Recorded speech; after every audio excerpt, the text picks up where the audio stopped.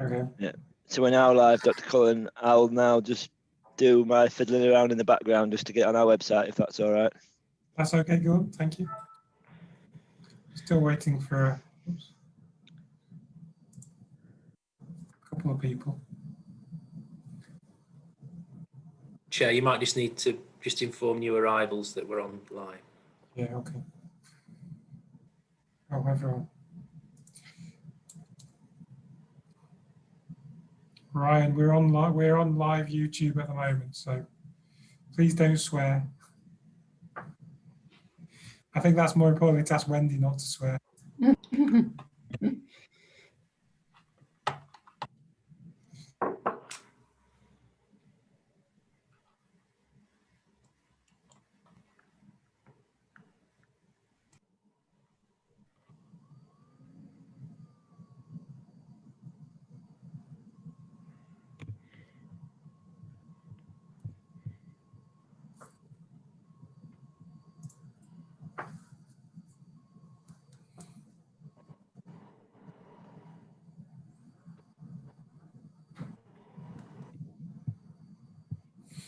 Lindsay, have we got any apologies from anybody?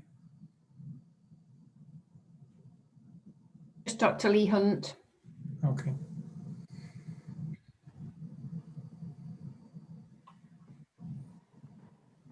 So we'll just wait a minute for Jason and Jeff to join us then.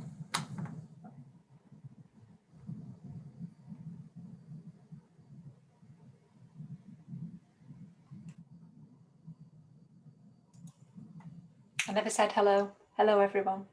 Yeah. Hello. So Wendy, we are live. So Yes, I am. we're live on YouTube. So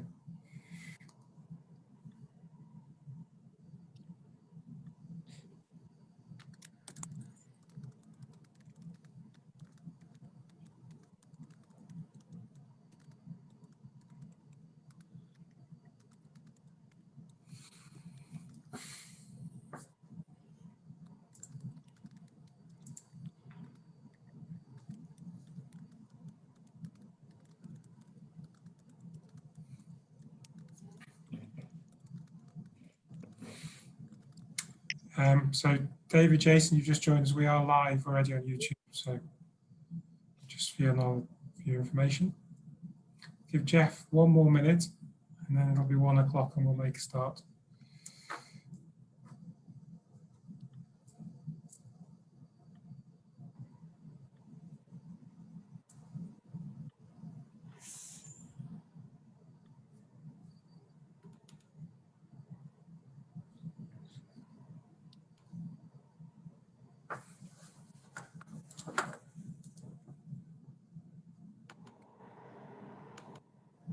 Right, I think Jeff will join us. It's a busy time in general practice at the moment, so we have to accept people might always hear.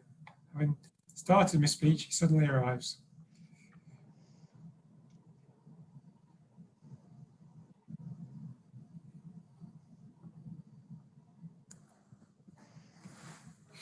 Hi, Jeff.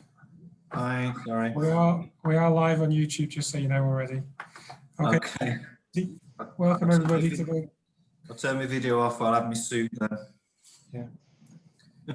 Okay. Welcome everybody to Governing Body, another virtual public governing body meeting. Welcome to anyone who's watching. You have apologies from Dr. Nicholas Lee Hunt, otherwise we're all here. I will do some instructions in a minute, but just to let you know, we will be trying something slightly different at this board meeting. We don't do some pre-recorded presentations that will allow the presentations to not be interfered with by connection problems, but also allow people to watch them from our website in an individual basis. The other thing is that I'm aware some of the members of the board have childcare issues, so it is a public meeting, so if children want to attend, they can, but if you want to make your screen go blank when you deal with your parental issues, we are happy for you to do that as well. Otherwise, we'll just do a round of introductions. So I'm Richard Cullen, I'm the chair of RCCG. I'll go around on my screen, so Ruth. Ruth Brown, Assistant Chief Officer. Sue, Good afternoon, I'm Sue Caston, I'm the Chief Nurse at the CCG. Chris, Chris Edwards, Accountable Officer. Ian, Afternoon, Ian Atkinson, Exec Place Director, Oldham CCG. Janet, Janet Weekly, lay member for Primary Care Committee. Gordon, Gordon Laidlaw, Head of Communications at the CCG. Lindsay, Lindsay Hill, support and admin and P8, sorry, minute taker for the CCG. John, Hello, I'm John Barber. I'm the lay member for governance. Debbie, Good afternoon, I'm Debbie Twell. I'm lay member for patient and public engagement. Ryan, Good afternoon, Ryan DeCosta, consultant in diabetes and endocrinology, and here secondary care representative. Wendy, Good afternoon, I'm Wendy Allett, the Chief Finance Officer. David, as in Clip Roche, Good afternoon, Councillor David Roach, Chair of the Health Monitoring Board and Cabinet Member for Public Health at the Council. okay. Other David, you're on mute. David Cletheroy, GP. Jason, Jason Page, GP, Vice Chair. Jeff, Afternoon, Jeff Avery, GP and Chair of Members Committee. and Simon. Hi, I'm Simon McEwen, Vice Chair of GP Members Committee. Okay. So we are quorate. Are there any declarations of interest for any specific items? I think Janet. Yes, Chair. I'm not sure whether I need to declare this or not, but always, if in doubt, declare. It's for agenda item 17, the social prescribing update. Although I'm not involved with it through my voluntary action program capacity anymore, I am the Regional Learning Coordinator for Social Prescribing Link Workers in Yorkshire and Humber. Okay, thank you. We need to do anything, we'll address it when we come to that. But I think it is just an evaluation. Yeah, Chair, so there's no business decisions required on that. So I'm sure in terms of participation, it'll be fine for Janet. It's just if we did do any decision making, we would consider whether to exclude her or not. Ruth, do we have any patient or public questions? No, Chair, we've not received anything. Okay, thank you. So draft minutes of the meeting from September. For your accuracy, and anything that isn't on the action log. Page 1. Page 2. Page 3. 4. 5. 6. 7. 8, 9, 10, and 11. Okay, thank you then, Lindsay. We'll take those as an accurate record. Thank you. Just moving on to the action log then. I think both the actions are complete. Well, the second one is ongoing because it'll be for November's governing body. Okay. Moving on then, Chris, Chief Officer's report. Thank you, Chair. So just a couple of items this time. So the big item is the financial envelope being published. So what this means in high level terms is we had months 1 to 6 for the financial year 2021 provided to us previously, and we were awaiting advice how months 7 to 12 would work. The guidance has come down, but it's particularly hard to come up with an exact position for the organisation quickly because everything's coming through on a South Yorkshire basis. So what we're doing is we're working with partners across the integrated care system in South Yorkshire and Bassetlaw, and we hope to have a full understanding of our position by a return that we'll have to complete on October the 23rd. So I'd expect us to report in public session where we are in terms of finance at our next governing body meeting. So lots of work to do with partners to fully understand the position, but by next governing body meeting, we should be in a position to report to the board what it means for Rotherham CCG. I'm sure Wendy will pick up any detailed questions as part of the finance report as we go forward. The other item is the communications update. So as you'd expect, it's about keeping safe during winter, particularly during this unusual COVID winter. So the key communications on what to focus on, what resources are available. Dr. Cullen has done his annual Rotherham Advertiser interview in terms of talking to patients in Rotherham, particularly how they can access the flu vaccine. So that's all going well. And there's other issues around just making sure the public are aware of the Rotherhive mental health resource, access to psychological therapy services, and the new online bereavement support service. So I'll just stop there, and if anyone's got any questions, please. Gordon? Just to add, sorry, Sue Cassin in her role as chief nurse did a interview with the Advertiser yesterday for us, just on the Herringthorpe, the drive-through site and flu overall. So that should appear in the paper this week, just to add to that, Chris. Thank you. And the CCG staff have commenced on being offered the vaccination program. Chris. Yeah, absolutely. Great. Okay, any other questions for Chris? All right, thank you, Chris. We will move on then. We have the first of 3 video presentations.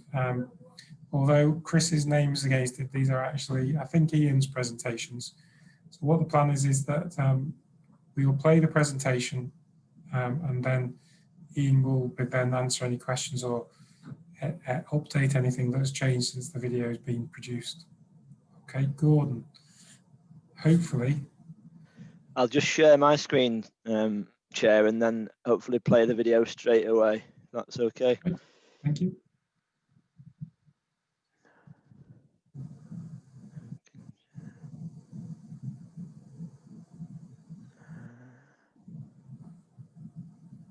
Can people see my screen at all? Not as yet, I'm afraid, Gordon. Can people see my screen? No, not as yet. Not letting me share my screen. That's less than helpful. Apologies. Can people see my screen now? No. Can you see it now? No. No. Oh, apologies for this. Okay. Is that better? That's Everyone it. see it now? Do people see it now? We've now got it. Thank you. Sorry about that, everyone. I shall now play the first presentation.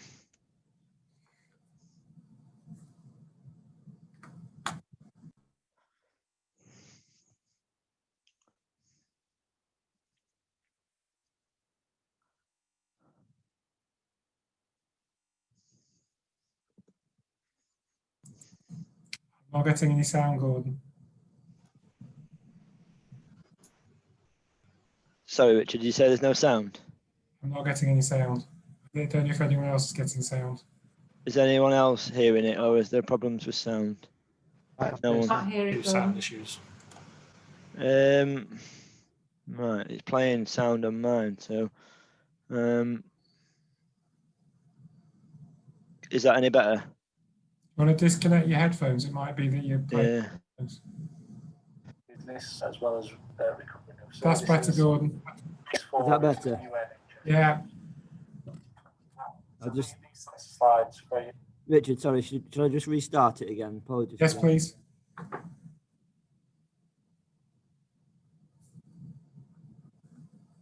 Okay, so this next set of slides just talk the governing body through the system reset.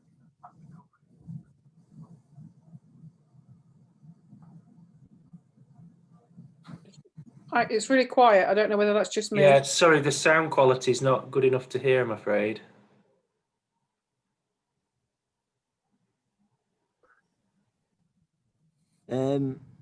It's full on mine, so I'm not sure why that's the case. Is that any better?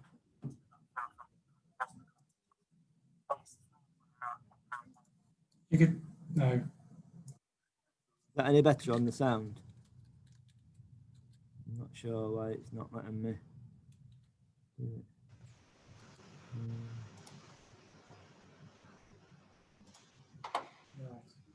I think we might have to go back to Ian. Do you have this? Unfortunately, do you have the slides for this presentation, Ian? I do, Chair. So if it's easier, Chair, I can have a go just to resharing my screen. I'll then work through each of the slides and present accordingly. Is that okay, Chair? Let's give that a go. I think we'll have to. Yeah, let me share off Ian and then. Yeah.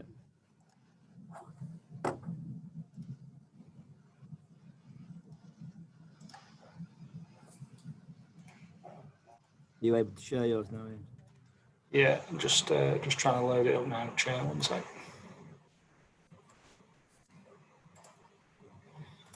Okay. Can I just ask, are those slides coming through for colleagues? They are. Okay, so I'll just work through. So there's 3 sets of slides I'm just going to talk to. Can colleagues hear me? Okay, I'm just getting a bit of playback. Is that clear for colleagues? Very clear, thank you. Yes, thanks.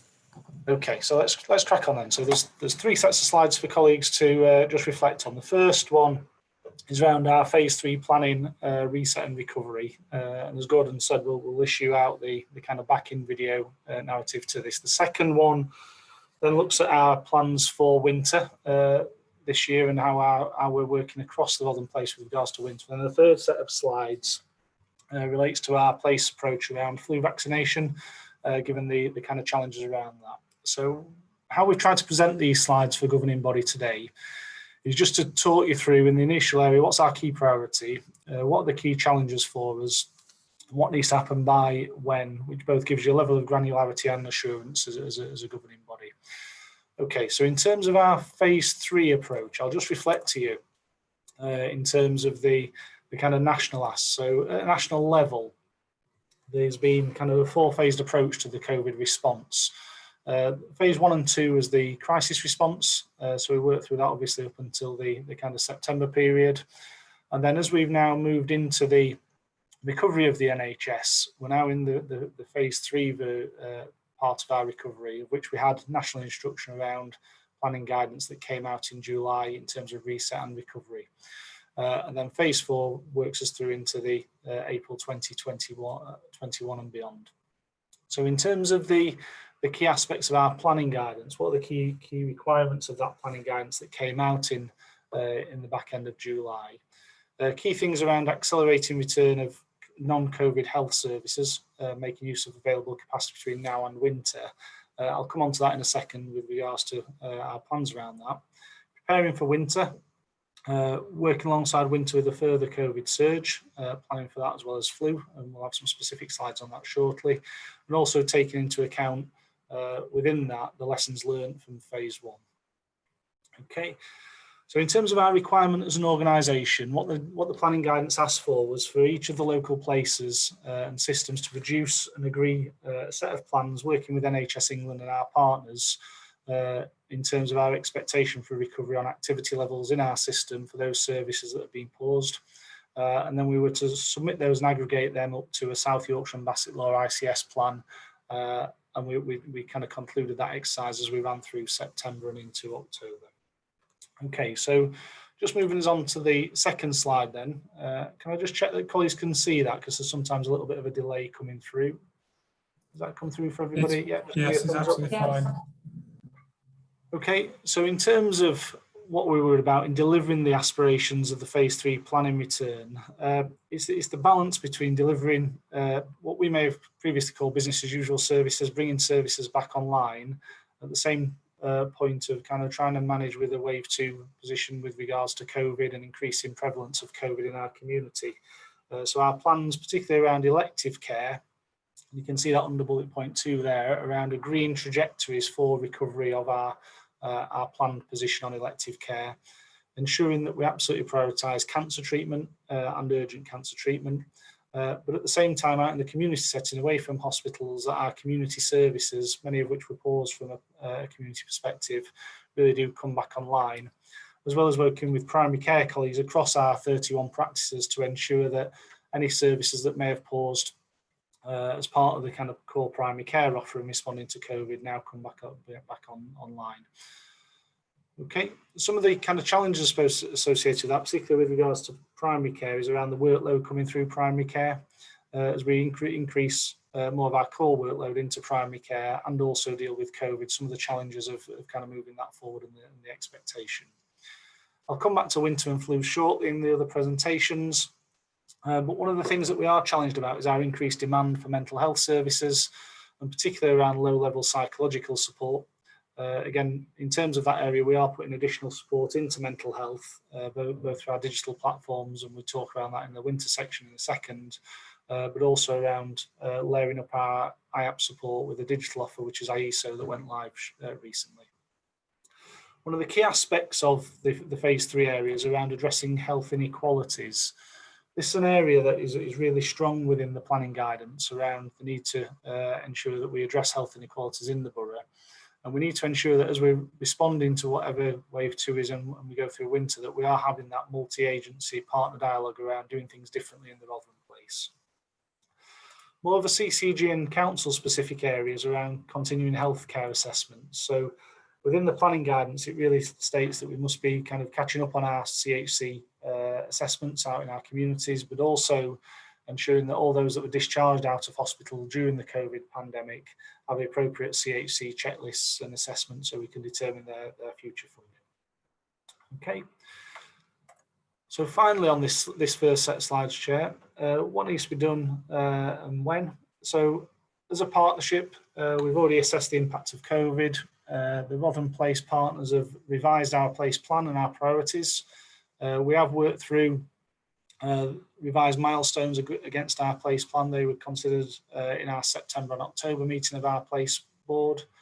I'll talk about our winter plan in detail shortly and also our flu plan. Key message around communication, getting some real good comms out across the Rotherham Place as we move through this phase 3. And as I just mentioned briefly, we really need to engage partners and across our system now in terms of our approach on health inequalities. Okay, so I'll just pause there on those first set of slides. Hopefully that gives the governing body the kind of oversight of the work we've been doing on phase 3 and reset. I'll just stop the share for a second, thanks. Okay, thanks Ian for stepping in. Questions, Jeff? Hi, can you hear me? Sorry, thanks Ian. Yeah, I think this is all important. I think it's right that we think of that next phase. I'm just mindful though, potentially to me, sort of, not that I'm an expert, but sort of mindful that is the second wave sort of here already. And politically sort of people saying we shouldn't be sort of putting cities into lockdown, but in essence, if this was sort of March, then I think quite a lot of cities would already be in lockdown. So it's right that and I think Ian said primary care is busy sort of already, and we're sort of then starting to sort of bring these things back on track. I think we have to do that, but I think we also have to be mindful that the horizon may change very quickly, that actually some of those things are switched back off again sort of quite quickly. So I don't think anyone can predict so far, can we, in terms of where things are going, but it seems like there's an awful lot of cases out there and how that influences things and how we then see people and what work we're doing. So it's right that we're mindful of that, but actually personally I think the biggest issue in the next few weeks is the fact that actually we may have a wave of COVID that means that those sort of things get reshelved. They don't mean that we might not pick them back up again, and when that is. Thanks. Okay, thank you. Ryan? Yeah, just to pick up on that, and within our own hospital, we've had about a 30% increase in admissions this week.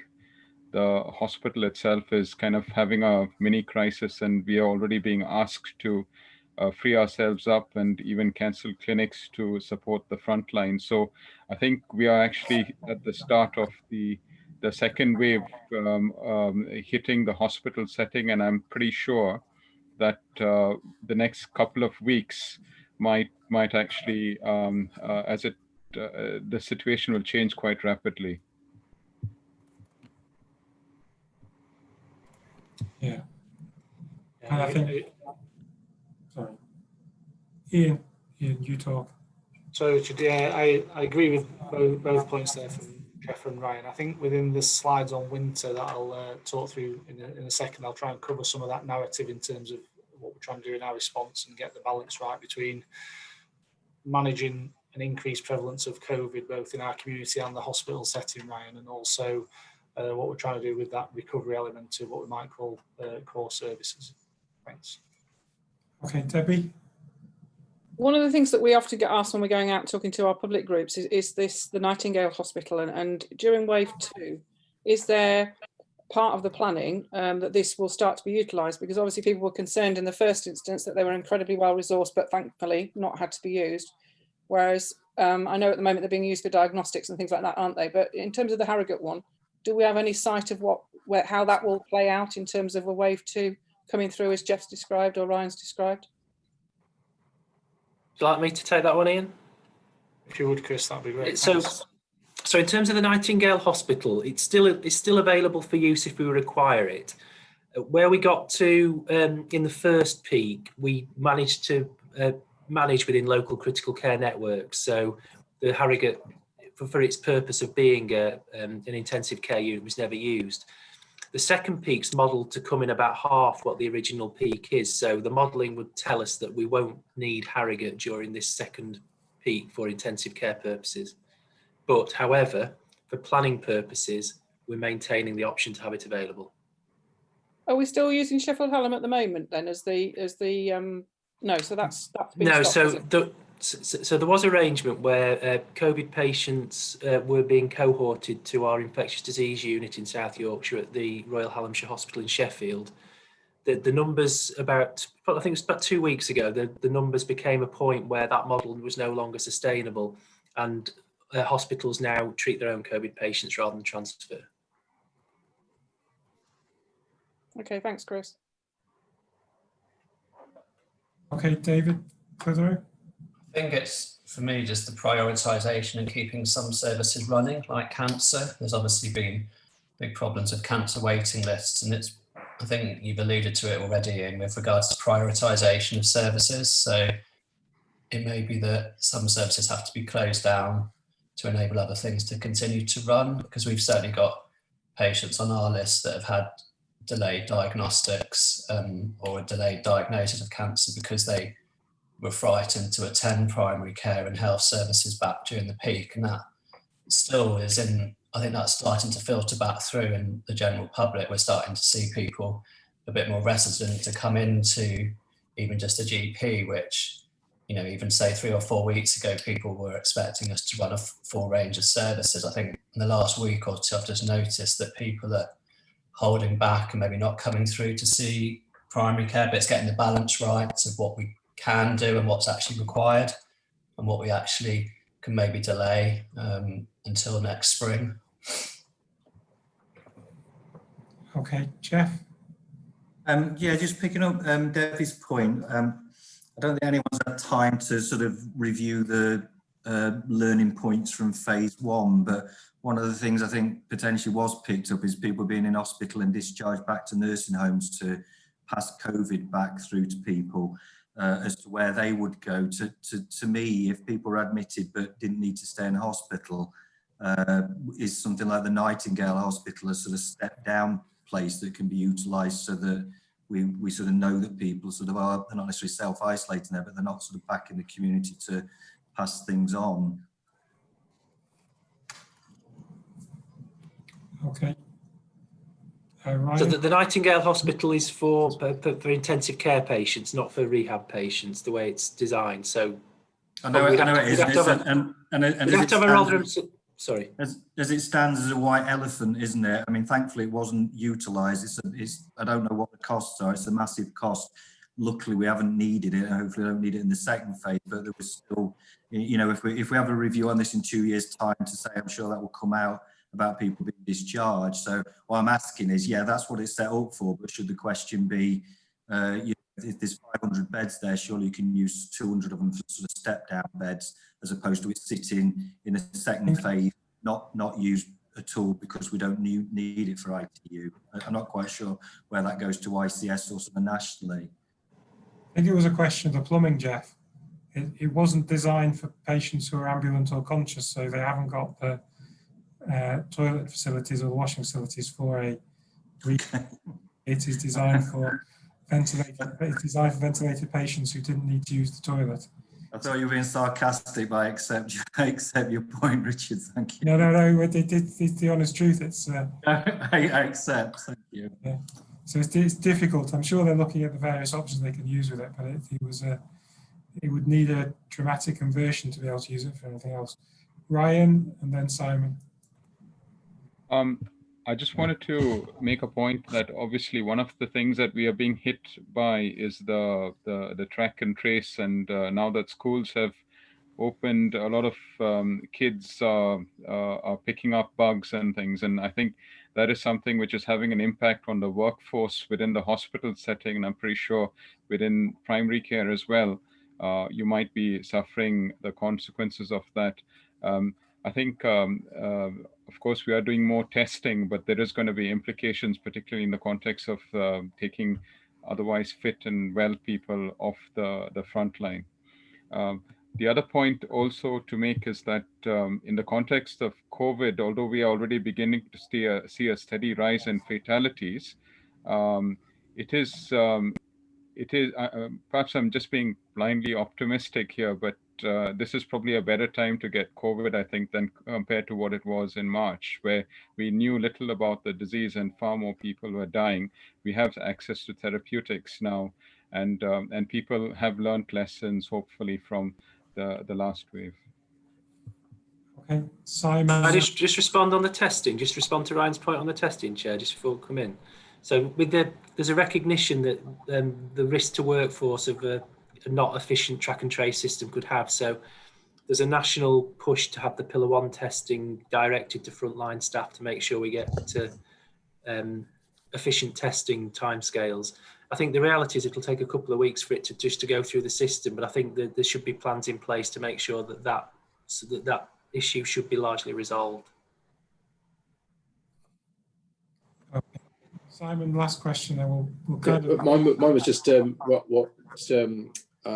local things we can do to communicate with patients. There's a lot of confusion because the national picture often changes fast, and we have certainly in primary care patients very confused about what to do. We had 2 turn up with a pyrexia just yesterday in the practice, and other patients, who we were saying earlier, with possible cancer diagnoses aren't coming forward. And you often have a lot of difficult conversations on the phone about why we're still not seeing people face to face. And I just wonder if there's anything we can do locally to try and have the Rotherham explanation for what you should be doing at this time, and try and cut through some of the national confusion. Certainly have an outbreak board every 2 weeks on Friday where all the comms and everything is discussed, and I think Gordon is on the place comms discussion on a regular basis as well. So we do try to get local messages out there. So the council have the responsibility for the messaging and around the outbreaks, Simon. So we work in partnership with them, but they take a leading role. Thanks. Okay, Debbie, and then we'll move on to the... Sorry, it's just an observation, Chair, really. I was at a meeting on Monday with other lay members, my equivalents across the patch, and one of the things that we were all sharing was that Doncaster in particular are very good at doing what they call myth busting, and that's public health, the council and the hospital and GP, your equivalent, Richard, over at the CCG there. They put out every week, without fail, each one of those people put out on their social media the same message to bust the myths and to give reassurance to patients, public across Doncaster. So that might be something that perhaps we could think about stepping up within Rotherham, that we have the same myth-busting message goes out from all of those 4 channels and any others that I've probably missed off on the same day, week by week, so that the patients and the public all hear the same messages from all 4 at the same time. So it's just an observation that certainly at the moment, I mean, I see that because I live in Doncaster, but this was something we were talking about on Monday. with lay members and with the ICS. So that might be something that we need to consider perhaps. I'll happily get involved in my social media doing that. Okay, shall we move on to the winter planning? Is it winter plan update? It is, Chair, thank you. So can colleagues still hear me okay? I'll just try and share the screen with the second set of slides. Just bear with me 1 second.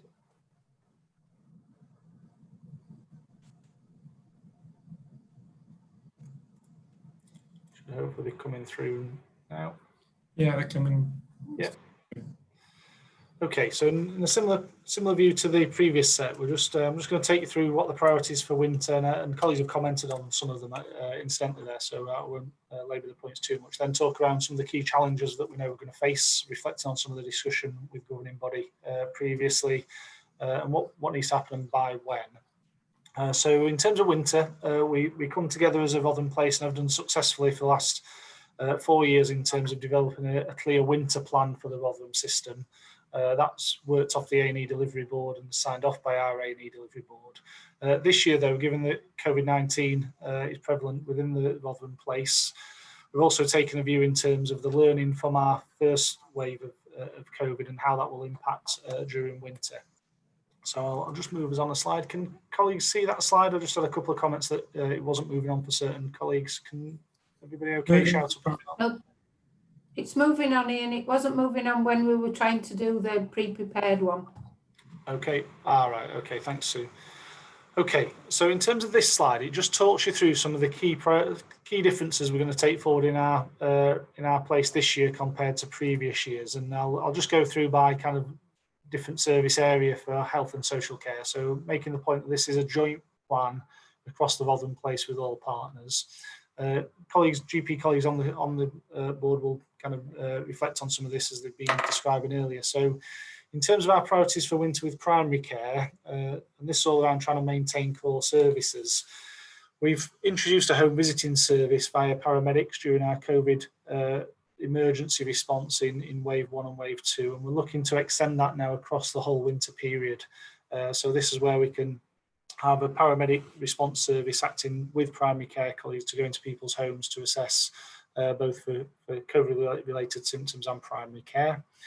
The ongoing focus in primary care around the digital consultation where possible, but also maintaining the national ambition and our local ambition to engage primary care on face-to-face contact with patients where appropriate. And also we had a hot site in the middle of the town, which was our Rotherham Community Health Centre. That provision moved across to Wiston in the end of the summer and continued as a hot site provision for patients that are diagnosed with COVID but also require face-to-face primary care. That will be extended into winter and upscaled from the middle of October. With regards to our acute colleagues in the hospital setting, we continue to develop our plans around critical care, working on the basis of requirement for additional critical care as we go through that winter period. So that's mainly around infrastructure changes within the hospital setting. As you'd expect, the continuation of cohorting of patients, but now just cohorting across flu and COVID and working on the pathways of amber, red and green patients as we've described with governing body in previous dialogue.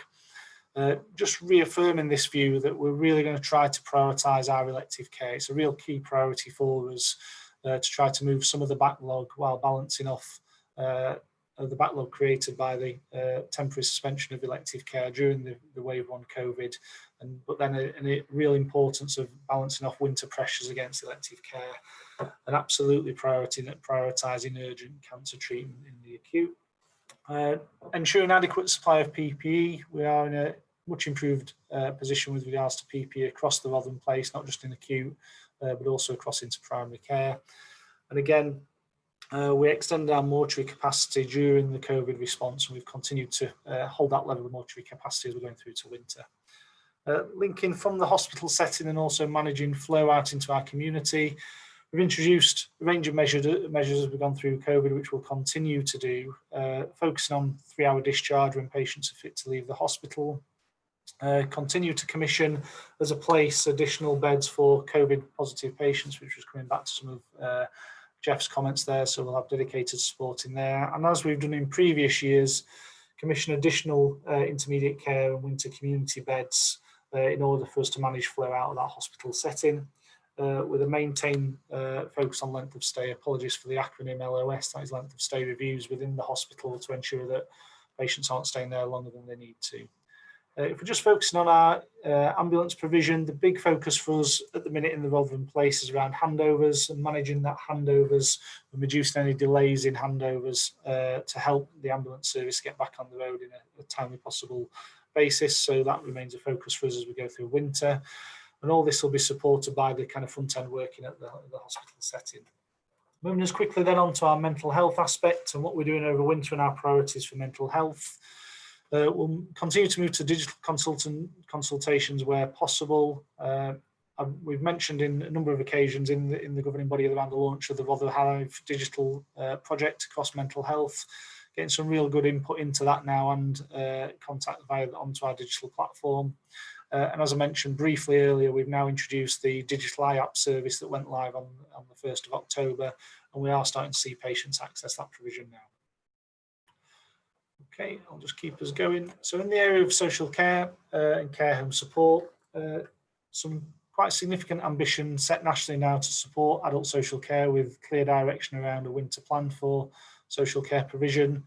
In our existing plan, we've already covered a lot of this areas off, so we'll continue to provide brokerage and into our integrated discharge function. The brokerage support service identifies packages of care for people coming out of hospital.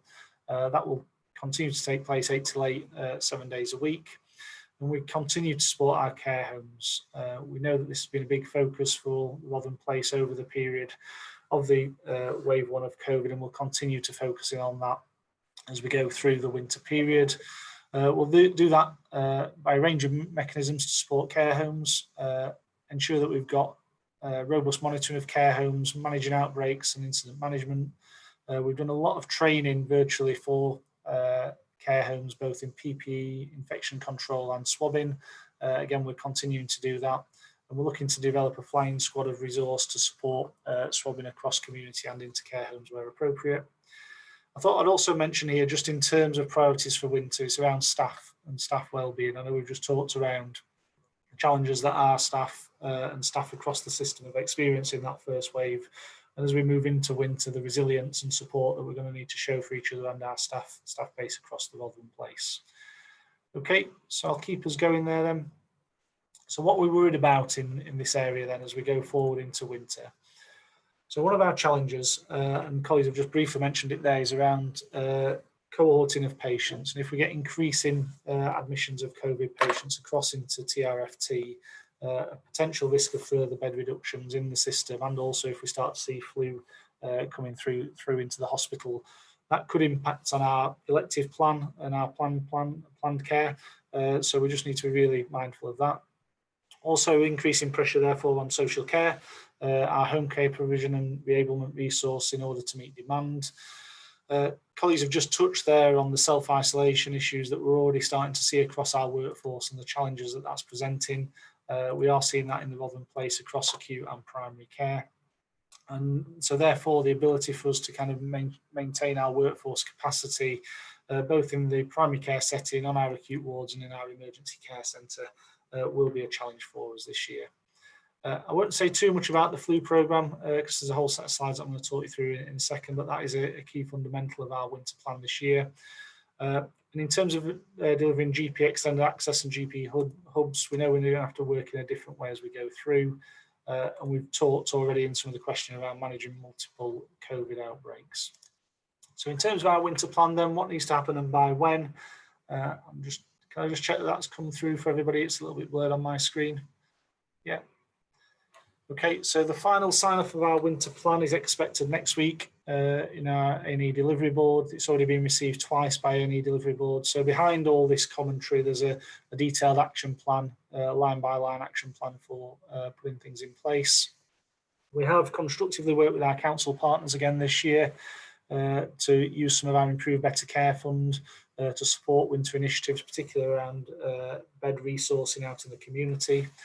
And then we have a weekly operational group that oversees all the actions against our A&E action plan and raises by exception into our A&E delivery board.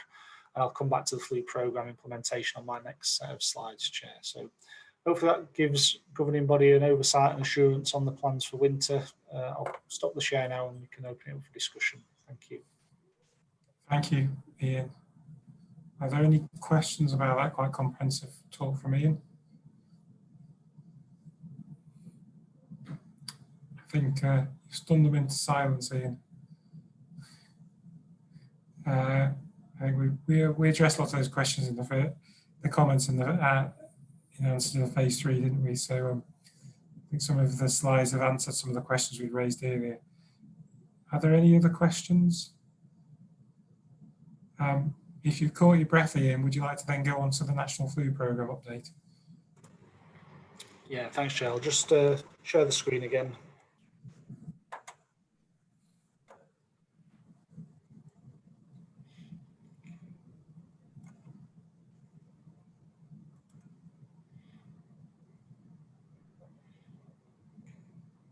I'll just check if that's come through for colleagues. It has the same phase 3 planning, isn't it? Is that the right one? Just the title slide's wrong. Yeah. Just the title, Chair. There you go. the slides are correct. Well done. That was an edit on my part, just pulling off a slide. So our flu plan then. Can colleagues see the slide on the serious point there? Can you yes. see that? Right, let's crack on then. So in terms of our flu planning approach this year, it is being different in the Rotherham place. So historically, what we've done in Rotherham, we've had individual organisational plans that have then extrapolated up to kind of deliver against flu. This year, we took a view that we want to have an all-encompassed plan for the Rotherham place.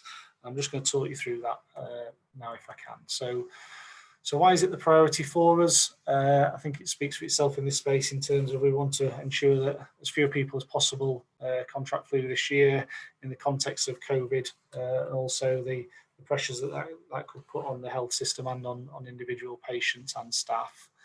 At a national level, there's an increased ambition this year with regards to flu.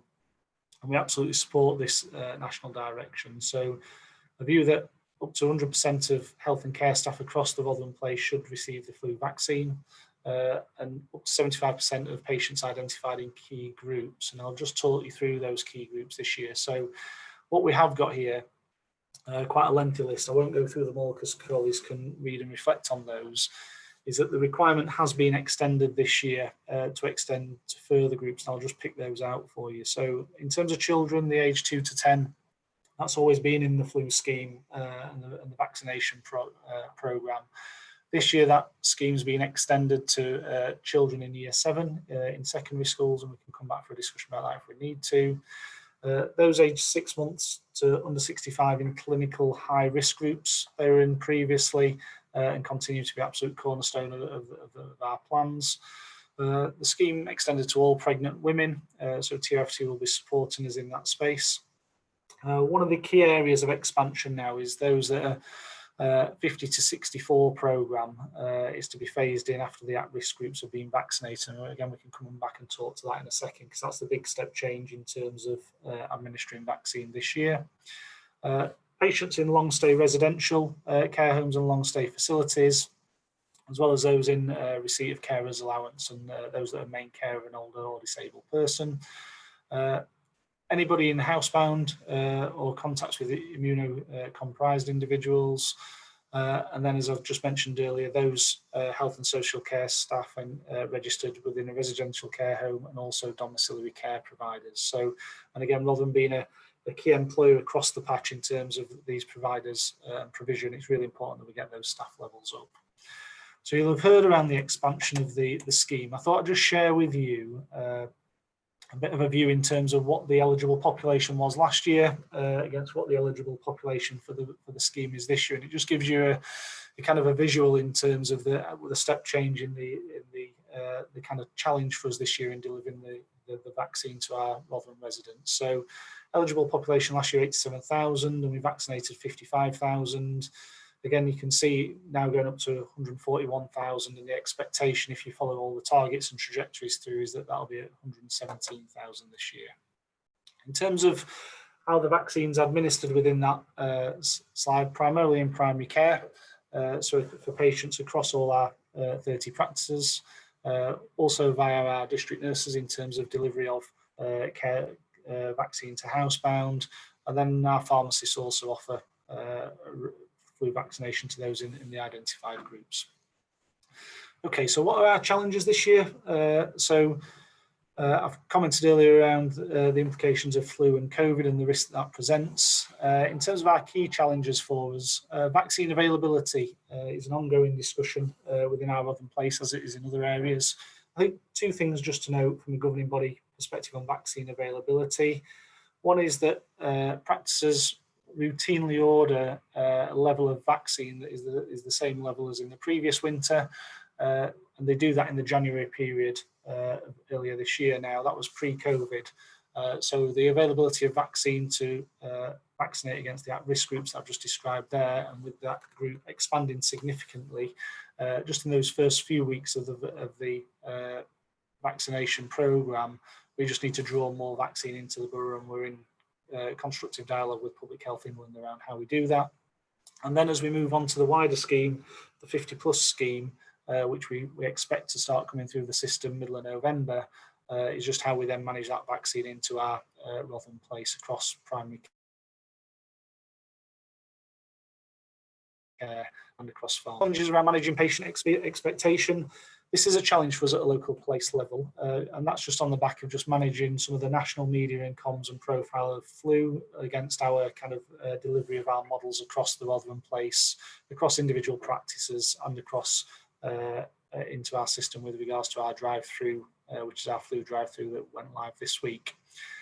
Okay, the other key challenges for us this year is around the kind of implications of COVID on delivery of the vaccine. So usually practices will deliver high volume vaccine to large groups of cohorts of patients. However, with the social distancing requirements this year and infection prevention control, that's mean that every practice has had to deliver flu vaccination in a different way. So that has created some real challenge.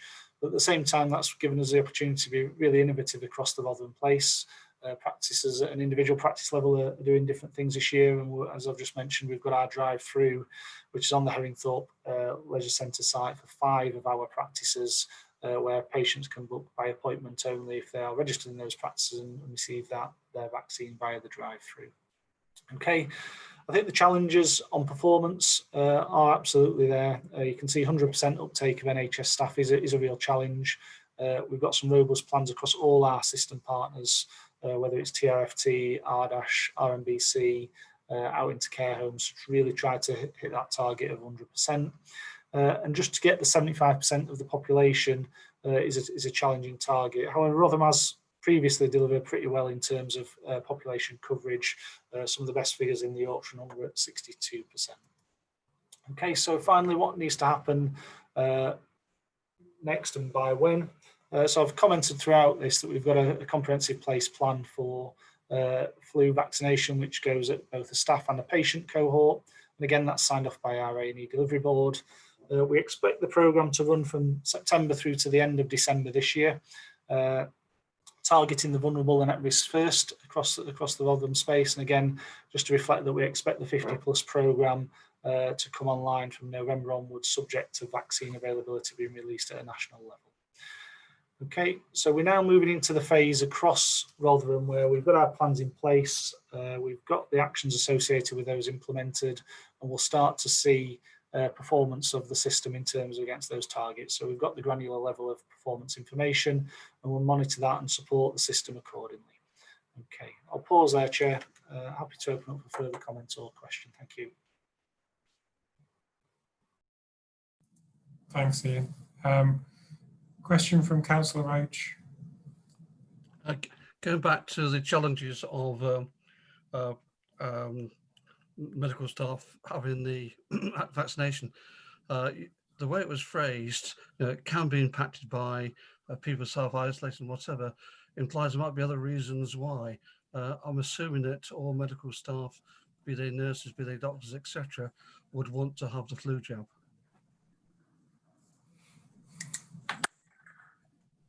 You would assume so, yes, David. Yeah.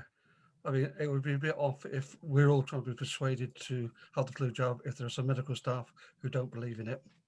And I think that's the same for social care as well.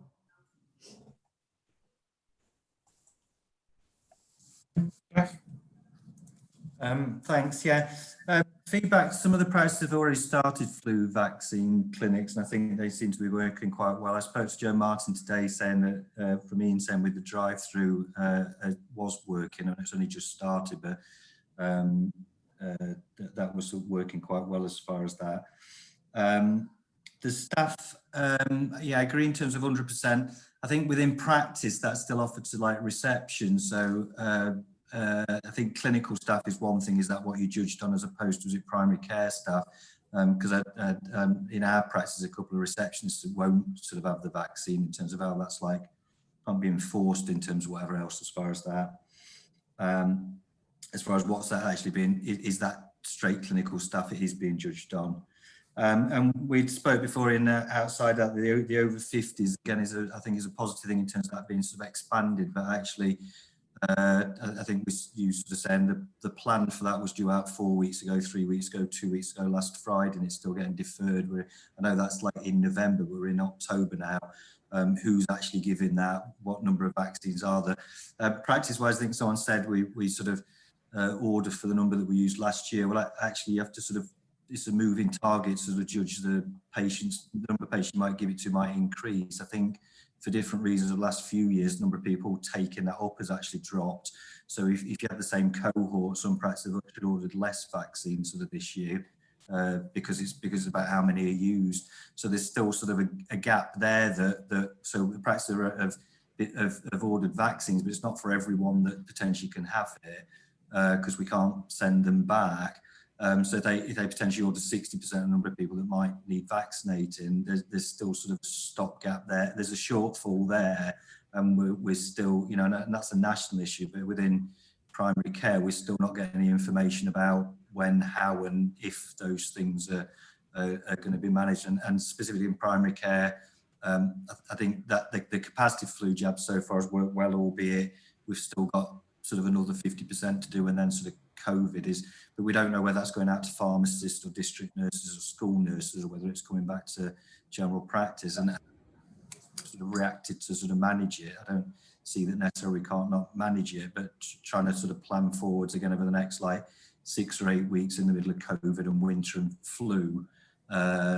We can work around it, but the earlier we sort of know those things, the better it is to know what we're doing. We still see them as though, I still feel as though we're significantly in the dark about sort of, you know, what we're wanting to do and able to do in that time.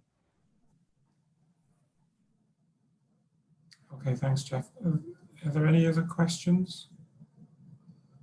Okay, I think, Ian, I mean, you've presented an awful lot of work. I think obviously the board would like to thank you and the rest of the workforce in the CCG for, you know, working in considerably harder to get through all this extra work on top of the unusual working conditions. So you can pass that thanks down. The only other thing was just, do you want to feedback about how our teams are working and how they're coping with the new working environment? Anything the board needs to know that is the CCG workforce still doing everything they need to do in a different environment, as it were? Yeah, I can comment on that, Chair. Yeah, I think from a day-to-day operational side of things, the staff continue to work from home wherever possible. They are being supported in terms of IT and infrastructure. I think the view that we were on a journey perhaps to having more kind of face-to-face interaction as we were going through into the October period, that's probably just been slowed down a little bit now in terms of the national messaging and the increased prevalence of COVID. So I think in terms of day-to-day and how we're running as an organisation, I feel as though we've adapted really well, and we kind of engage our staff through our staff meetings on a regular basis to get their individual feedback in terms of how they continue to adapt in different ways of working. And again, some of the work that we've just described, thank you for the feedback there, but that's all been done from a new way of working, hasn't it? So I feel as though we continue to deliver as best we can in that space. Great, thank you, Ian. We'll give you a little bit of a rest now. We'll move on to Integrated Care System Chief Officer Report. Chris. So I wasn't going to go through and present this report. It's because it's from Sir Andrew, isn't it? So I perhaps take questions on it, Chair, rather than present it. Okay, any questions for Chris? I think just for governing body members, what we're trying to do is make sure you're fully up to speed with what's happening in the ICS. So hopefully this is useful for people to get a good sight on what's happening in terms of the system. If anyone wishes us to present in more detail at future governing bodies, then please do let me know, and I'm happy to proceed as advised. The difficulty again, isn't it, Chris, is that the NHS and social care is moving so quickly in response to the crisis that reports that are a few weeks old are interesting reading, but it's just for assurance and information, really, isn't it? It's just so everyone knows what's happening in which parts of the system. Yeah, thank you. If there's no questions, we'll move on. Wendy, Finance and Contracting Performance Report. Thanks, Chair. So our report today is as at month 5 at the end of August. So the month 5 is, we're still in the temporary financial regime that was originally in place for months 1 to 4 and then has been extended into 5 and 6. So we have 1 more month of this to go after this particular month. At the end of month 6, so from month 7 onwards, the plan is to return the system to a series of prospective allocations. And as Chris mentioned earlier, the plan would be for us to bring some detailed information on that into public governing body next month, following some further work and discussion that's required with governing body between now and then. So focusing back on month 5 then, the operating cost statement at section 5 of the report provides the overview of actual performance against the nationally assessed allocation in all areas of the CCG's portfolio. I've provided the usual narrative to support the significant variances within that OCS in the report. And as I did last month, I just draw governing bodies' attention in particular to the narrative around prescribing and CHC, and just note that we are still working really diligently as a finance team and as operational teams to just understand and robustly be able to forecast the financial impact of the operational issues in both of those areas in particular, as far as we humanly can, that is. So I think in summary, I would, the report, the front section of the report provides assurance that cash is being managed and payments are being processed in line with the increased requirements of the temporary financial regime. And performance-wise, the key highlights are a year-to-date net overspend of just short of 1.4 million, of which just short of £1 million is due to COVID-related expenditure. And in that way, we'd expect to get that reimbursed as it's a reasonable variance, as we have done in previous months. I know ordinarily by this time I can say to you that we've received that money. I don't know that today, but it's because I haven't caught up with the team, but there's nothing to suggest that we wouldn't. And that would therefore bring us back to a break-even position. So if it's okay, Chair, I'll probably pause there and just take any questions if there are any. Any questions, comments for Wendy? Okay. Thank you. That's fine. Thank you, Wendy. We'll move back to Ian then now he's caught his breath. Delivery dashboard. Ian. Thanks, Chair. Apologies, I've just got a slight freeze on my screen. Okay, so thank you. So this is the routine delivery dashboard.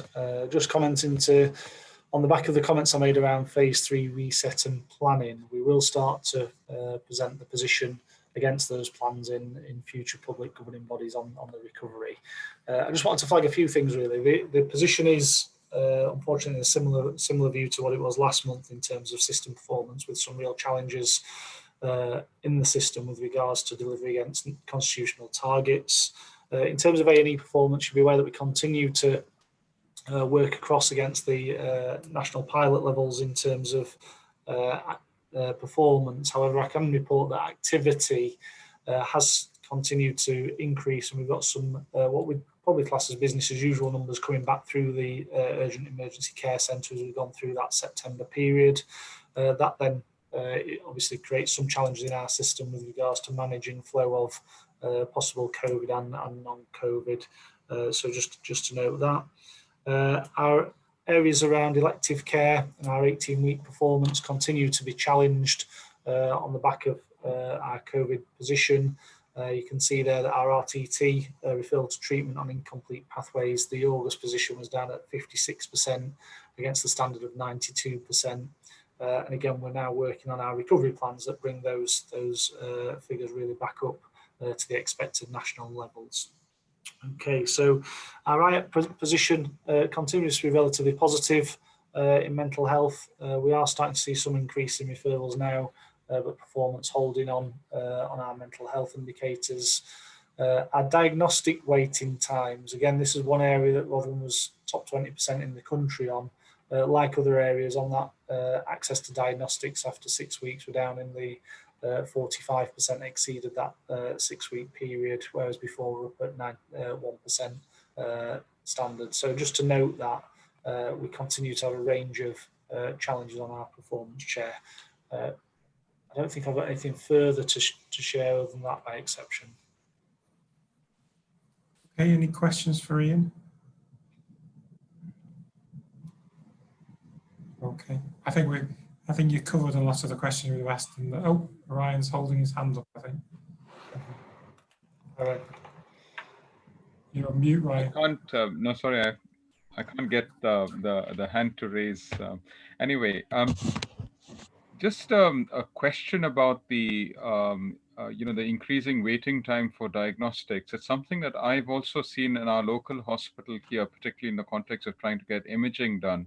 Is this something that that is to do with social distancing, or is it simply because there are staff shortages, or is it something a little bit more? Because I thought if you are actually running a service where you have machines to actually do scans and you actually, if you manage your staff to the point that you are able to get through the same number of patients, but it would take longer, then I think it's something that can be done, because particularly in the context of MRIs and CT scanning, that's something that is doable, I would have thought.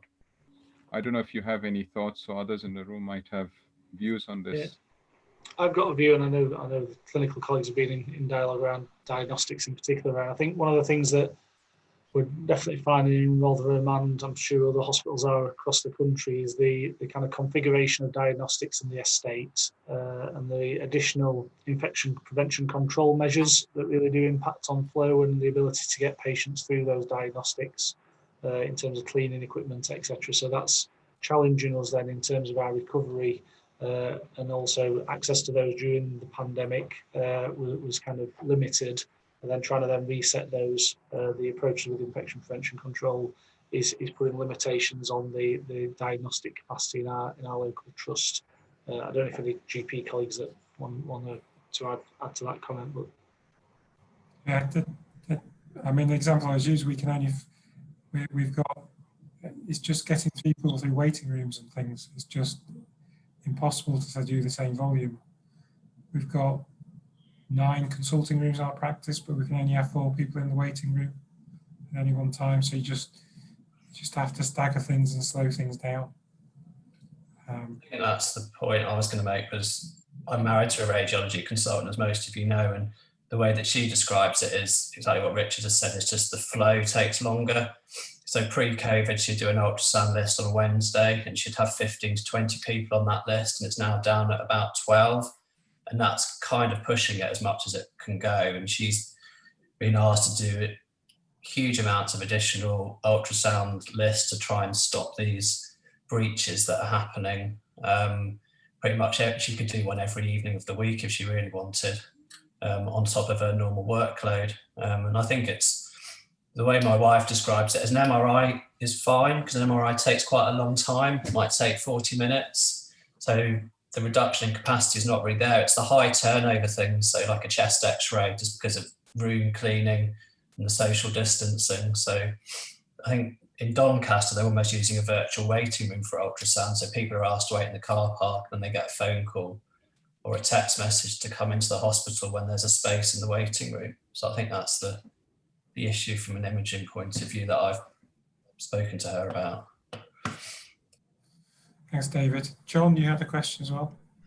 Yes, Ian, it's about cancer 62-day waiting times, where I think that must be just about our biggest area of concern. We're missing it each month, we're missing it by quite a lot, and our position against the nationally is now one of the worst in the country.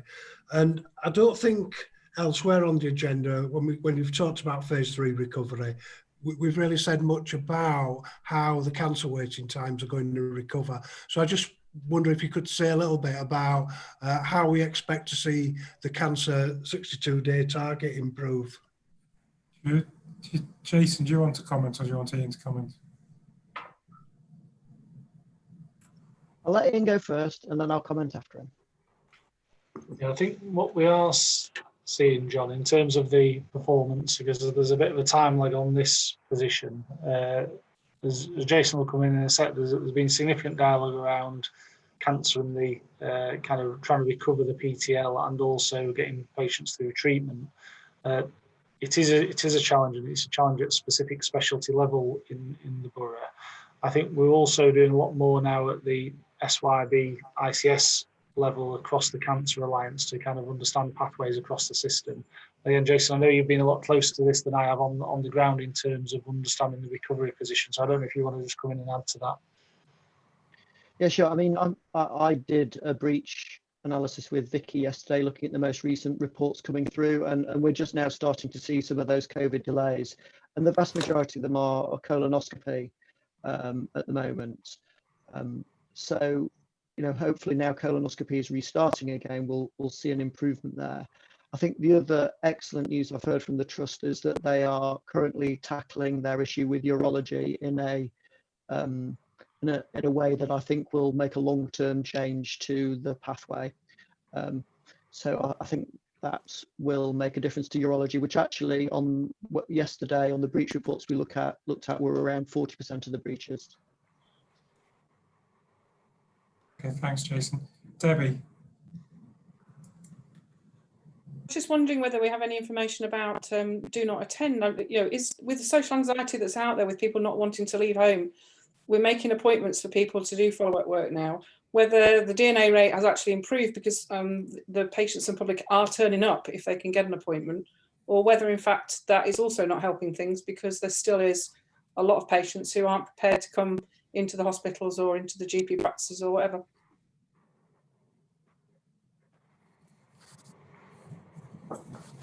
I'm not seeing any DNAs particularly in primary care. We phone everyone first, so I'm not seeing that reluctance in primary care, but that's because everyone can stay at home and contact primary care. I just wondered whether any secondary colleagues have got any intelligence about that, really, because it would be quite interesting, wouldn't it, that if patients are honouring that commitment because they've actually got an appointment, or whether in fact, you know, they are still anxious about turning up to the hospitals and we are getting DNA, because if we're slowed up in terms of cleaning and PPE and all those sorts of things, then that's not going to help either, is it? I think Ryan's eager to jump in and give his reflections.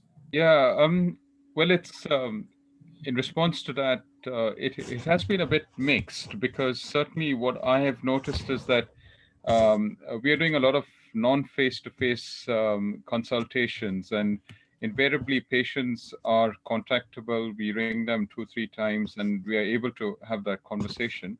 However, some patients are not turning up for their appointments, particularly, for example, scans or for that matter, 24-hour tape monitorings and things like that. And when you ring them, they say that exactly the same, that they are anxious about coming into the hospital.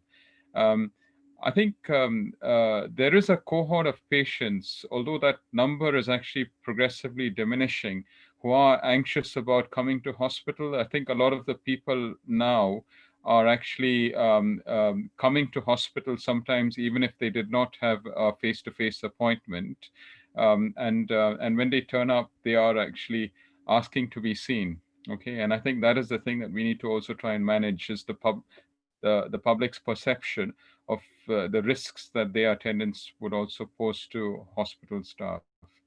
But the numbers of people DNAing their appointments are actually quite less compared to before, Debbie, in my view. Certainly, I'm not getting notifications of my patients not attending as many as I used to get before, because I think the patients also perceive the importance of their test, and they are actually, the public are actually recognizing it's a valuable commodity and making the effort to attend. Yeah, I would hope that that would be the case, really. Okay, thanks.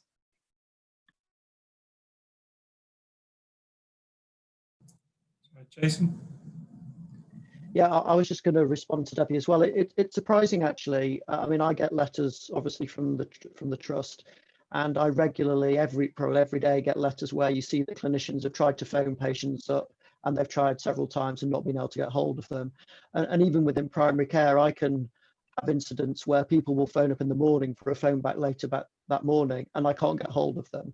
So, you spend quite a bit of time regularly. Every day this happens, that I will be making 2 or 3 phone calls to people because they've switched their mobiles off, or actually the number wasn't right, or they wanted me to phone on their landline or on their mobile, and then they go somewhere and they change. So, every day I'm wasting quite a bit of time just trying to sort those sort of issues out.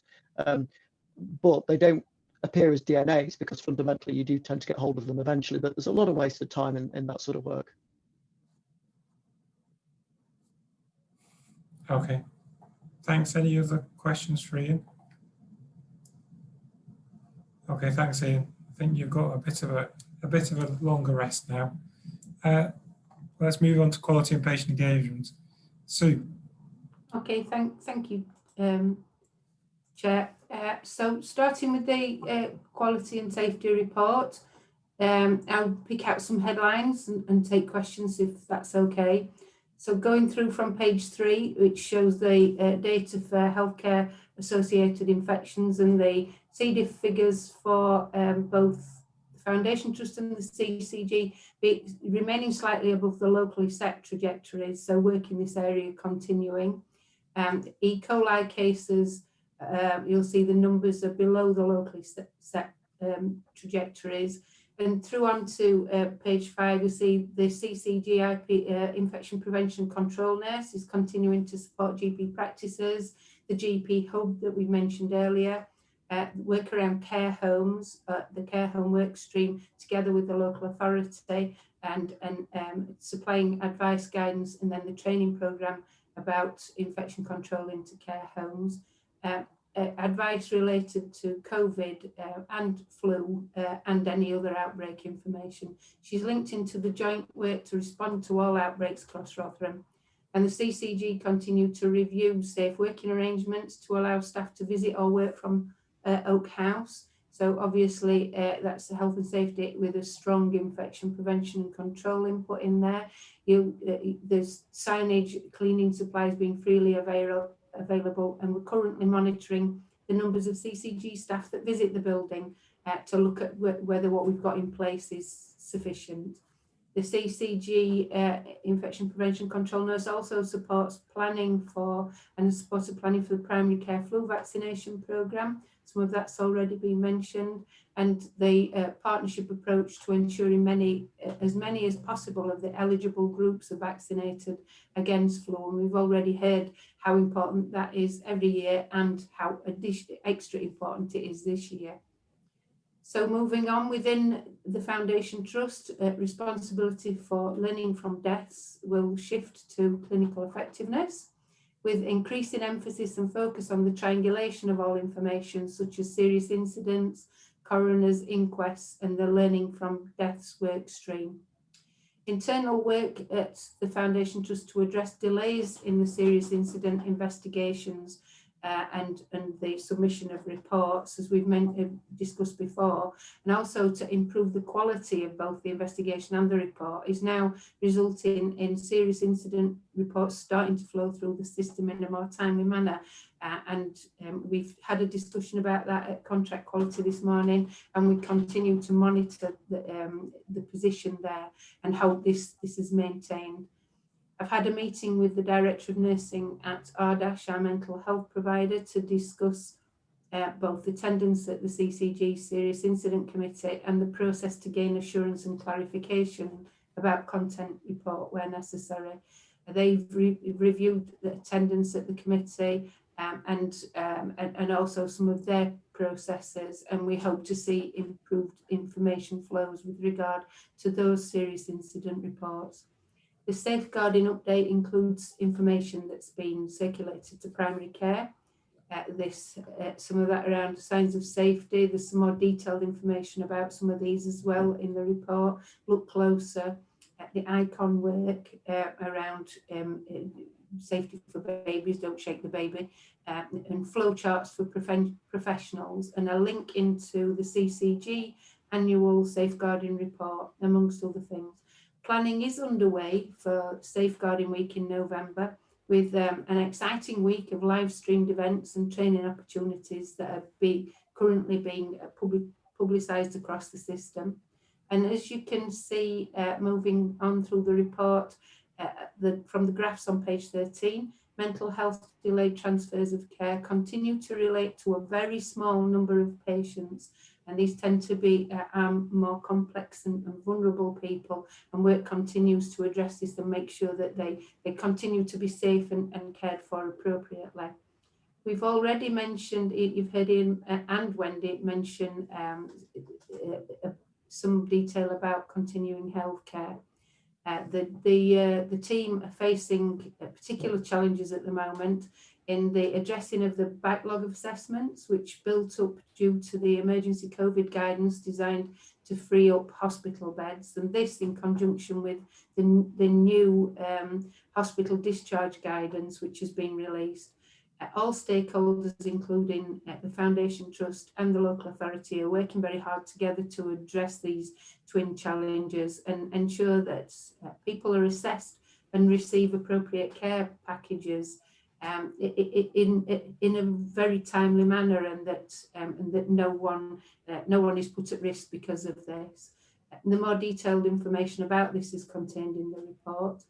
And the learning disability review process into mortality within learning disability patients.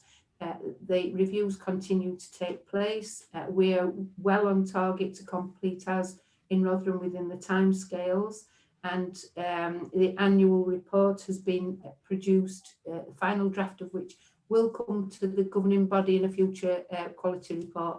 It's just being tweaked and going on its journey through the governance process. And I'm happy to take any questions. Okay, thank you, Sue. Ryan has a question for you. Hi, Sue.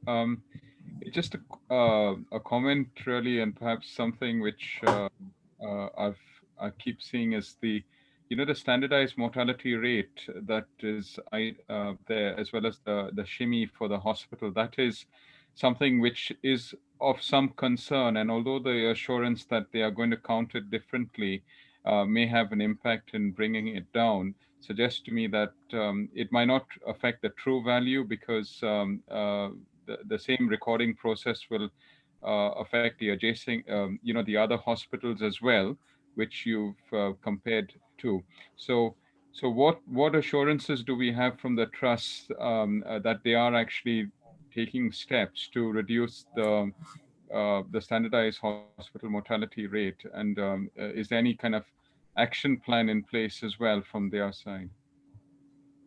Well, yes, there is an action plan.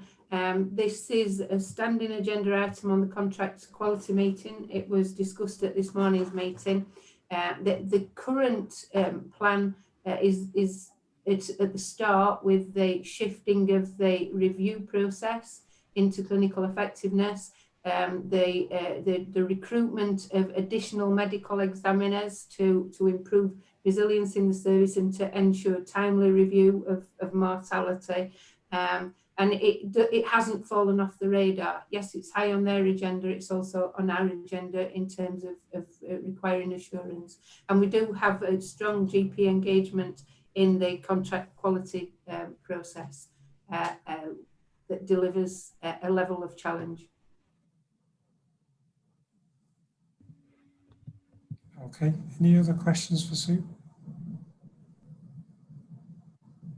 Okay, thank you, Sue. Do you want to move on to the patient engagement?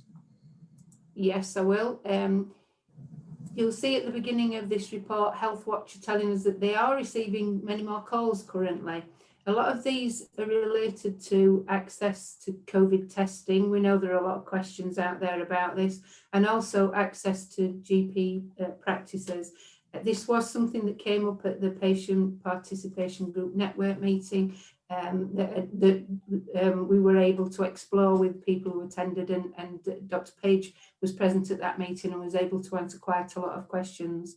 And also just related to something Debbie said earlier in regard to myth busting, I think that some of what Dr. Page did was that myth busting in terms of the fact, it's that question, isn't it? Are GP practices open? And we were able to give quite a lot of feedback about that.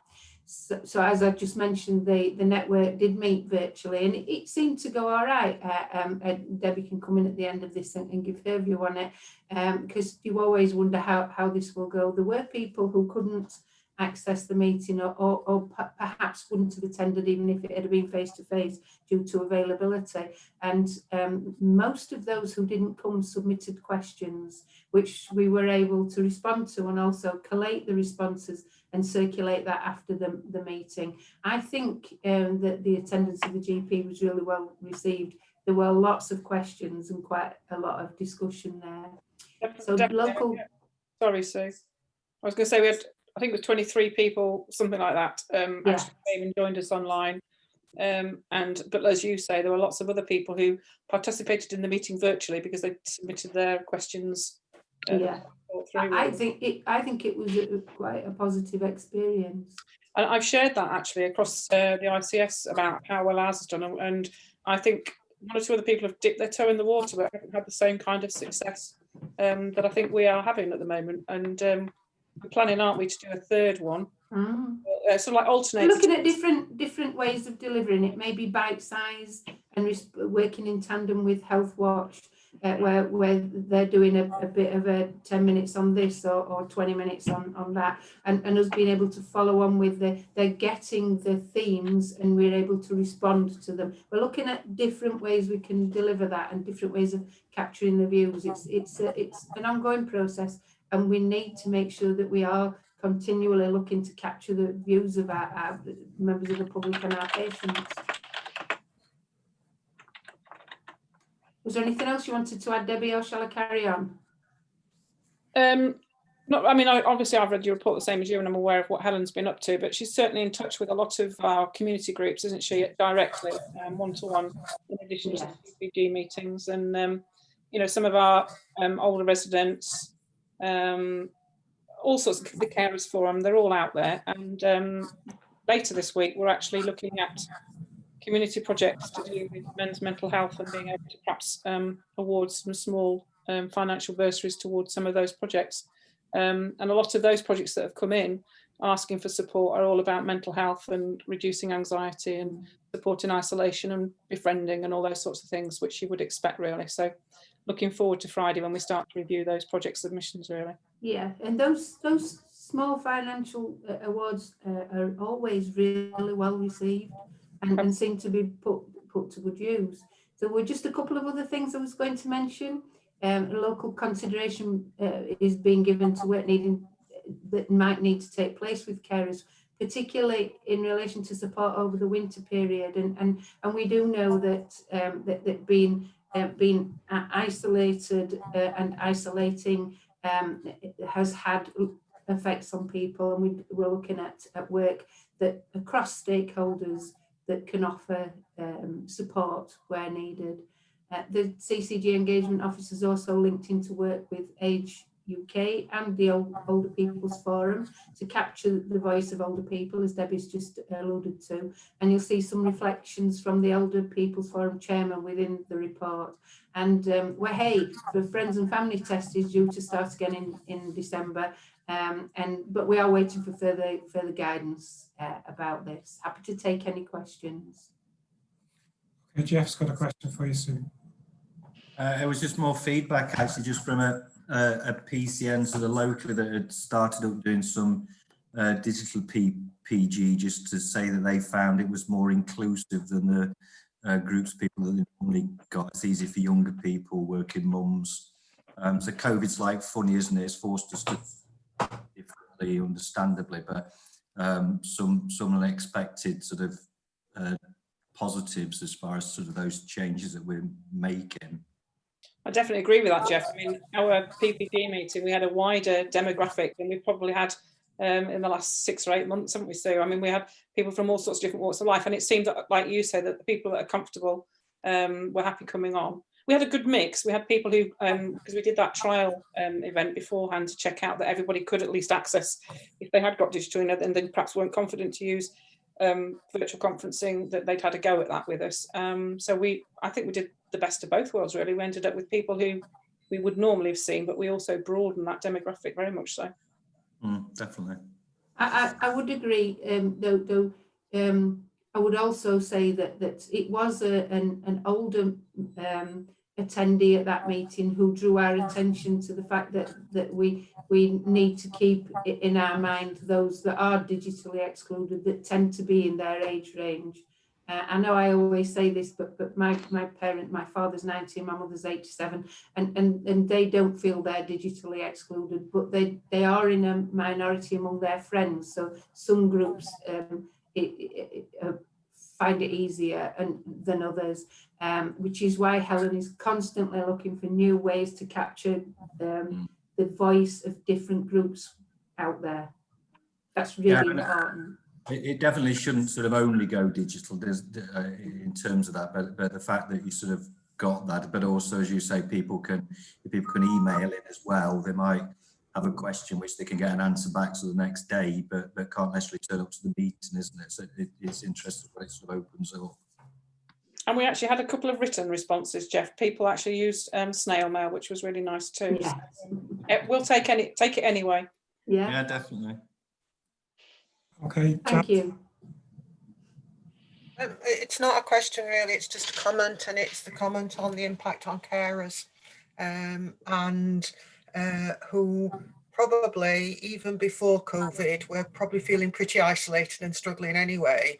And within this, and a lot of the things that they may get some respite from are no longer able to operate anymore because of, if you think of things like for people taking people with dementia to dementia cafes and singing for the brain and things like that. So it's just that, it's just a comment on that, which I think, I don't know, I would love to have an answer to it, but I don't. But I just think it's worrying and something to watch for, because if you get carer breakdown, then you get additional impact on the system. I agree with you, Janet, and I think our collective concern is difficult to express in one small paragraph in there. That's why the work will be multi-stranded and multi-agency, because it's important that there's a joined up approach. Okay, David. Just to add to that, the Health and Wellbeing Board will have come to it very shortly. It's revised unpaid carers strategy, which will hopefully move things forward there. Secondly, I do know that many organisations connected with the council and ourselves are regularly phoning, sometimes on a weekly basis, carers and the people they care for, just to check if they're all okay. And that is helpful. And as you're saying, Janice, that all sorts of things we can't do at the moment because of COVID restrictions. However, I can say that we are looking to restart COVID restrictions allowing our respite centres in the very near future. So again, that will also help carers, and along with Crossroads, well, the council gave carers via Crossroads access to a small grant to help them cope, to help them communicate, to help them have respite during the COVID-19 basis, and from that working party to see how that could be spent. A new carers and council and Crossroads strategy group, so it's also including parents, carers forum, as well as the overall carers forum, so they can get together to talk about issues, they can bring points together. So there is a fair amount going on. I mean, you're right, the general point is that they do need support and help during this time, but it's there is a fair amount going on. Okay, thank you. Are there any other questions for Sue or Debbie? Okay, in which case we will move on to the next bit, which is Ruth. The Emergency Preparedness, Resilience and Response Annual Assurance Process. Thank you, Chair. Those words out in the right order. Brilliant. So this is an annual process that usually starts with a publication of the standards in late May, early June. This didn't happen this year, and the assessment process was quite different. So instead of filling in a spreadsheet, which we normally do, there was just 3 requirements for us to confirm with a response by email from the accountable officer. This assurance was given, and it is reported to governing body for completeness. Thank you. Anybody got any questions about this? Okay, so the paper is for approval, so I will take silence or thumbs up as approval. I see thumbs up, only from 3 of you, and Sue can't work it. That's the just laughing at the irony that the emergency preparedness was delayed. Yeah. Fine. Okay, so we approve that paper. Social prescribing evaluation then, Ruth. Thank you, Chair. So this one's been around the organisation quite a bit, and it's the latest in a series of evaluation reports from CRASA. It could be taken as part of a longitudinal study into social prescribing in Rotherham, which is something that is currently very rare. I think this has given us quite a lot of data that we haven't had before, and what I found interesting is how this referral seems to be morphing in an organic way into people who may have helped more with the service in a preventative way. Well, there was quite a good discussion last week at GPMC about this, and it's here for your information. Okay. Any questions or comments? Yeah, I was going to say, Janet, you are allowed to comment. I couldn't resist it, Chair. Sorry. It's, as you know, something that I will be precise on it because I could talk for a long time on social prescribing. So I just wanted to make a few comments, really. Was one, I know the evaluation's been delayed, and it's a shame that it's been delayed for all sorts of reasons. And I think it'll be interesting how it goes on because of the impact of COVID on social prescribing. But I think it's really interesting research, Ruth, because I think it does show that actually it's not a one-off, that the changes are continuing with different cohorts of people. I think when we started this off, we looked at it around secondary care, and I think it's really interesting how the social prescribing has moved, because the impact which we always felt was on primary care and on things like medicines management and stuff like that, and still an impact on secondary care. I think the other point, just 2 other quick points. One is about the link with inequalities and about identifying what we define as vulnerable people. And I think there's a role there within that, because vulnerability is not just about medical vulnerability, it's about vulnerability in a whole range of things. And then finally, it's just to say that not just in my experience of art, but in my experience working nationally on this, it's just once again a huge thank you to Rotherham CCG for investing in this right at the beginning and taking a lead on this. And I think Rotherham is still seen as leading the way on the development of social prescribing. The progress has been phenomenal in the 8 years since we've been running it. And I think the progress, the thing in the Rotherham model, the two things was one about the commitment to fund the voluntary community sector as deliverers, but the second thing was the commitment to the research. And I think we're quite unique in having, as you say, Ruth, this longitudinal research, which I think is going to be really interesting. I'll shut up now. Thanks, Jenna, but you can claim credit because you were one of the driving forces at the start. Jeff. Yes, thanks, Jenna. I agree. When it was sort of set up, it was sort of on the premise that it saved money, reduced admissions, wasn't it? But and it's not completely necessarily shown that, but it's a bigger thing than that, definitely, isn't there? I mean, one thing moving that on PCM wise, that's something that we're sort of being sort of tasked to be judged about how many people are referred through to social prescribing. So it's a positive thing. I think it's going to continue as far as that. We did discuss it in members committee.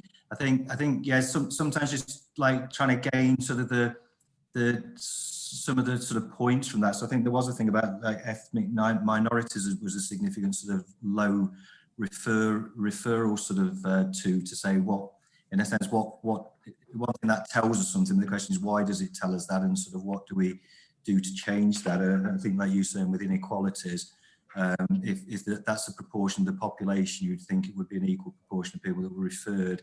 There can be lots of reasons why that might not be the case, but in a sense that potentially needs sort of reflecting on and reviewing, isn't it, so that it is more equal.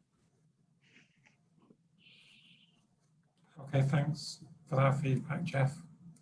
Any other comments on this paper? Okay, we'll move on again then. So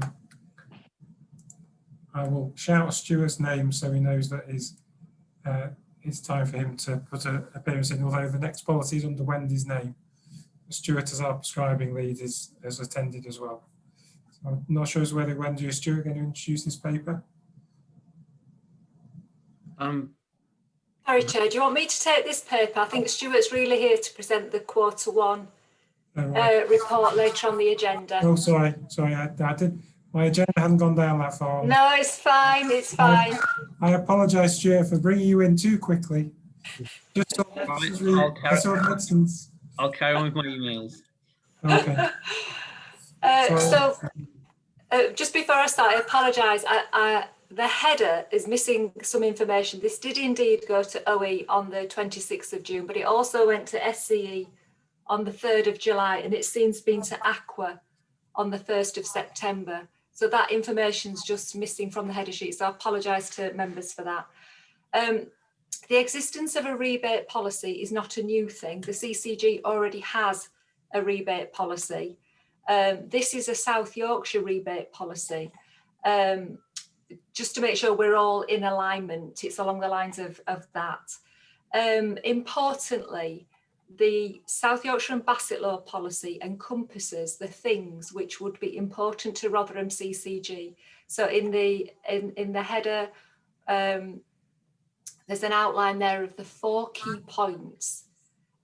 So that any scheme would apply to medicine that's already been widely prescribed. It's received the medication has received a positive appraisal from Prescrip. The scheme is not linked to an increase in prescribing volume, and the rebates are not advertised to prescribers.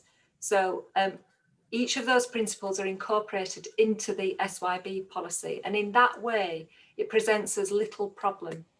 And for that reason, it's been supported through governance so far. So it's here today for governing body. Ruth, I think, to ratify that. And again, apologies for the header. But that's the decision today, please, for governing body to ratify. Okay. Ryan, you have a question? Sorry.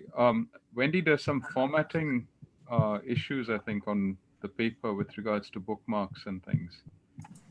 At least in the one that was circulated to me. Okay, Ryan, is the so are you not able to see the paper? No, is that I can see it. No, it's just page 4. which says error bookmark not defined. I don't know whether that is something which was meant to be there. It's the contents page that just needs a refresh. Yeah, Okay. unfortunately, sorry, I'm coming. Yeah, it's a shared policy, so we're not the authors of it. And when you convert it into a PDF, the contents page gets scrambled, unfortunately. So it is just a contents page. Okay, no, that's cool. Thank you. Oh, apologies, Ryan. I can see what you're referring to now. Yeah, okay. I knew there was a reason I summoned Stuart. Yeah.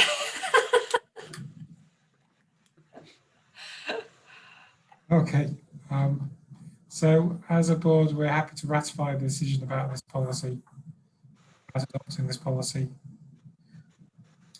Yeah, I see agreement all round. Great, thank you. You can disappear again for a bit, Stuart.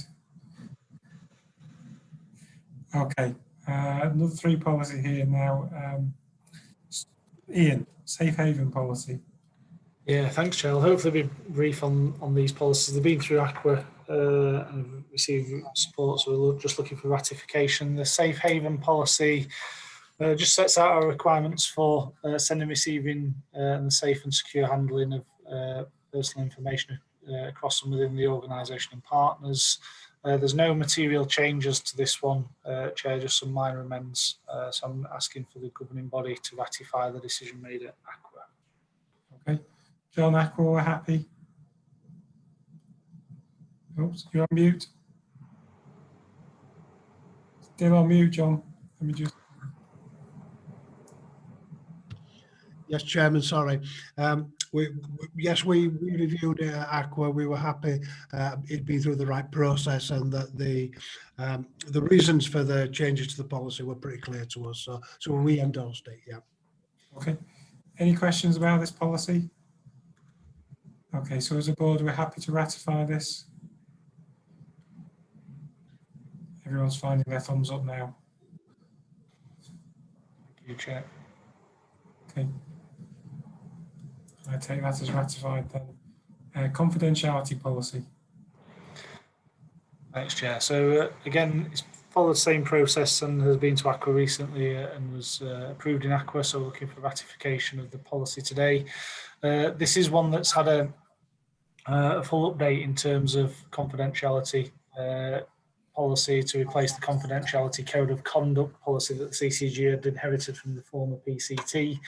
The new head of IG in the organisation thought it was appropriate to update that given the changes in some data protection and GDPR, etc. So it is a new document. It should hopefully flow a lot better, Chair, in terms of allowing CCG staff to interact with the policy on a regular basis. So it's been through, as I say, it's been through relevant governance to date. Thank you, John. Any? Yes, again, Chairman, we were supportive of the policy and the updates that had been made. So AQUA recommend it to governing body. Any questions or comments from other members? Okay, is the board then happy to ratify this?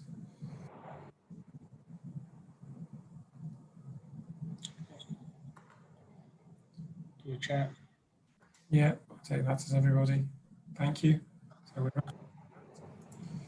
and then the last one is individual funding request policy. Yeah, thank you, Chair. So again, this is a policy that's already been in place across Rotherham CCG and across wider South Yorkshire CCGs for individual funding requests. No material changes, just probably the one point I'd ask governing body to note is just around the referral mechanism. So previously the referral of IFRs was via consultant or GP doctor. With the change in dynamic across our system, that's within this policy now allows allied health professionals and specialist nurses to also refer through to IFR. So I think that's for me, that's the main change, but I wouldn't class it as material. Again, it's been through relevant governance and went to AQUA recently and was approved in AQUA. So we're just looking for further ratification, well, for ratification today, Chair. Okay, John, AQUA happy? Yes, Chairman, they were, for the reasons shown in the recommendations at the end of the paper, yes. Okay, any comments or questions from any of the members of the board? I don't think so, because everyone was already putting their thumbs up. So we're asked to ratify this. Everyone putting their thumbs up. So okay, so we'll ratify that. Okay. Moving on then, back to you, Ruth, Organisational Risk Assessment Review. Thank you, Chair. So this has been updated this year to take into account the current COVID-19 pandemic. It's an annual review process, and this one has been approved by Aqua and is here for ratification. Happy to take comments. Okay, John, any comments from Aqua? No particular comments, but we did endorse what has been quite a comprehensive piece of work, yes. Okay, any questions or comments from any other members of the board? Okay, so we're happy to ratify this.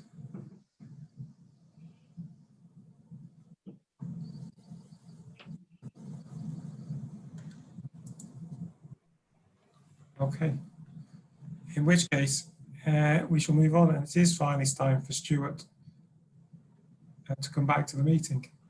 And of course, this time he won't hear.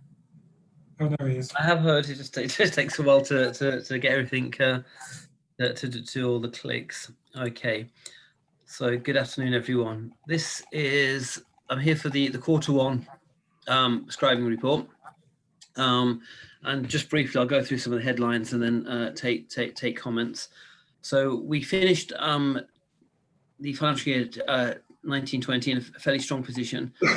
Cost growth and item growth benchmark quite well compared to other CCGs. Then unusual times hit us. As of now, our quarter one expenditure for the first quarter of this financial year 2021 is 715,000 above where we were for quarter one 2019-20. We've got rather a bizarre pattern going on at the moment. March is item growth and costs were a record. April was expensive. May was a very cheap month, both a big reduction in volume and costs, but June then appeared to be expensive. Other CCGs have also got this so far this peak and trough pattern, which is somewhat unusual. It does mean that our item growth is now at 0.49% of quarter one, and our cost growth at 6.77%. If you compare our item growth, I don't know what's happening in Bassett Law, but our item growth is fairly strong compared to the other CCGs. And our cost growth is also stronger than I'd like it, or it's below that of England. A deep dive of that £715,000 increased costs, we find that £496,000 of that are due to NCSO issues. So this is when no cheaper stock is obtainable. So these are drugs that are not obtainable at the negotiated drug tariff price. So we haven't had an increase in the expenditure. We're not using any different drugs. We haven't had an increase in volume. Costs have just jumped up. We've looked at to see whether that's hurting us more than other CCGs, and it's not. It's fairly uniform across the CCGs. One of the major drugs that's causing the cost pressure is the antidepressant sertraline. We are and always have been a high prescriber of antidepressants in Rotherham. We have the second highest per capita use of antidepressants in Yorkshire and have had for a while. That one drug is adding nearly £300,000 to our cost increase. That the sertraline, 269,000, sorry, which is 38% of our total excess costs, and nearly 70% of the costs due to NCSO pressures. That's fairly equal to everybody. When we look further down, what we do find is that Rotherham was probably more successful in a lot of places in developing the self-care program and moving drugs that have been identified as suitable for self-care and drugs that NICE have deemed should not be routinely prescribed off prescription. Unfortunately, with the COVID situation, much of that prescribing has come back onto prescription, and that's what's causing our excess cost growth. It's had a £250,000 to our overall costs in quarter one. That's unique to Rotherham. It's not unique to the other CCGs because they didn't seem to take so much off prescription as we did. So that's all come back onto prescription, which accounts for our excess item growth and cost growth compared to our neighbours. We are about to refresh the self-care campaign, working with comms, and we've got some new fresh comms going out shortly, are planned to try and refresh that and regain the ground that we have lost. The NCSO pressures are greater than they've ever been. The good news is that around COVID, a lot of the problems that were anticipated regarding the supply chain held up. The supply chain held up, and these problems did not materialize. We did have some shortages of some drugs, but only what we're routinely been managing over the last 2 years. And that was despite some really big increases in pressure on certain drug lines. We were looking at 20% item growth and 30% item growth on some inhalers at some point in the height of COVID. So that loo roll situation that you saw in some supermarkets or in supermarkets did cross over into prescribing. There was an increase in demand. Practices seem to have managed that quite a lot better than some. Richard, you're exempt from Broom Lane because you merged with Broom Valley, so your baseline is wrong on this data. But over the Q1, the item growth varies between practices between 6% and -4%.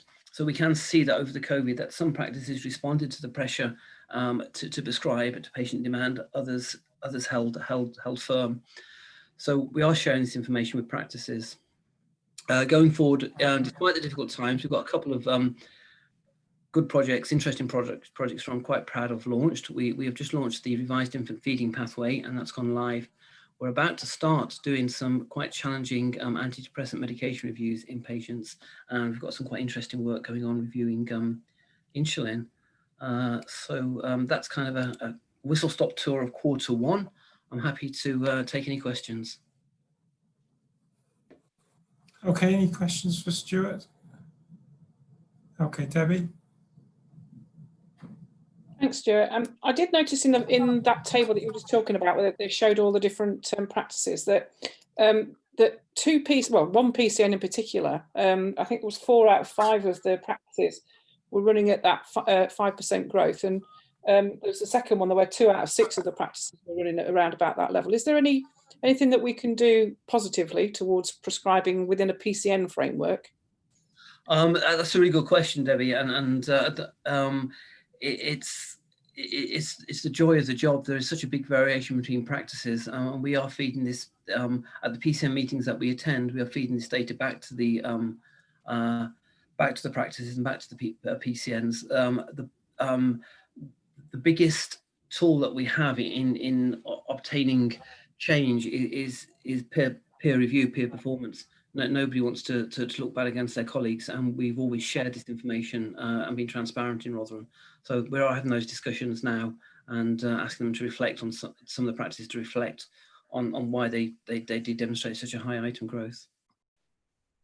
Okay. Jeff?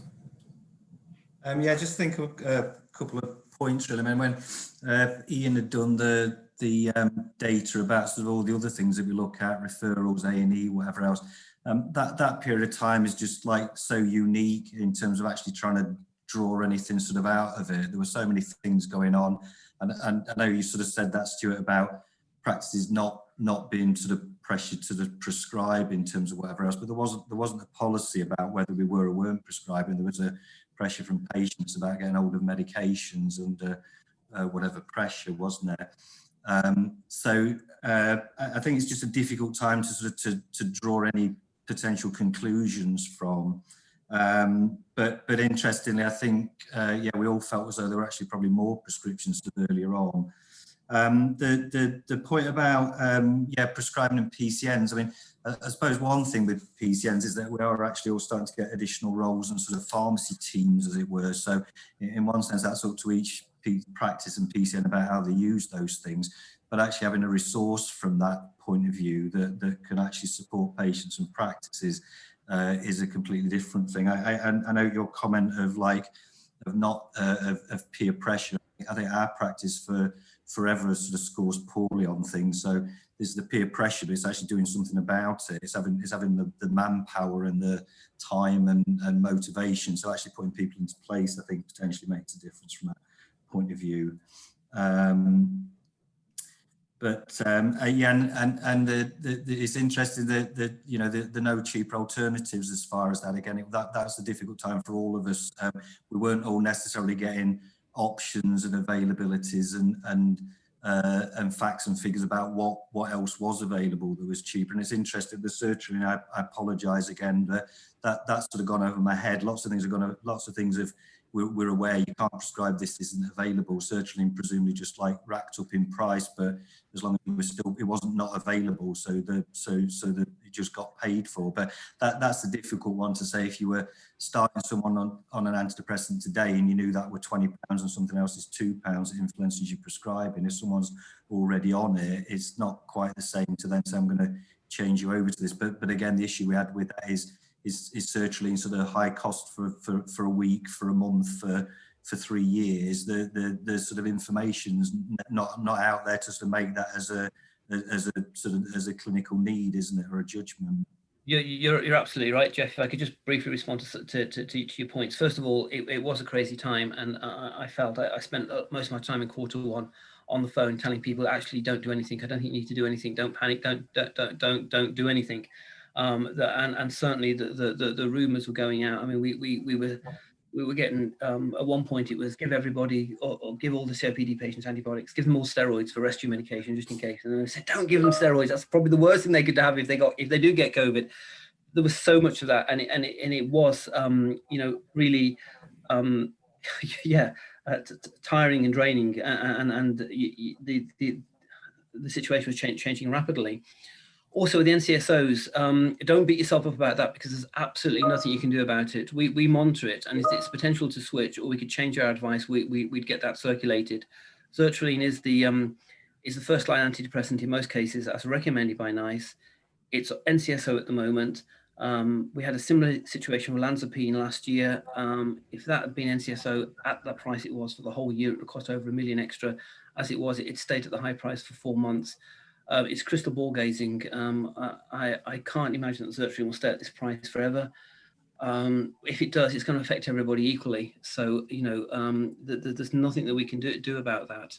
And again, I just had to keep breaking the bad news to Wendy that these cost pressures are here, and we can manage to control what we can. Some of it we can't manage, and some of it we can't control. And also, we have got the situation of Brexit and the regulations post January the 1st. I have no idea what that's going to do to drug supplies or drug costs.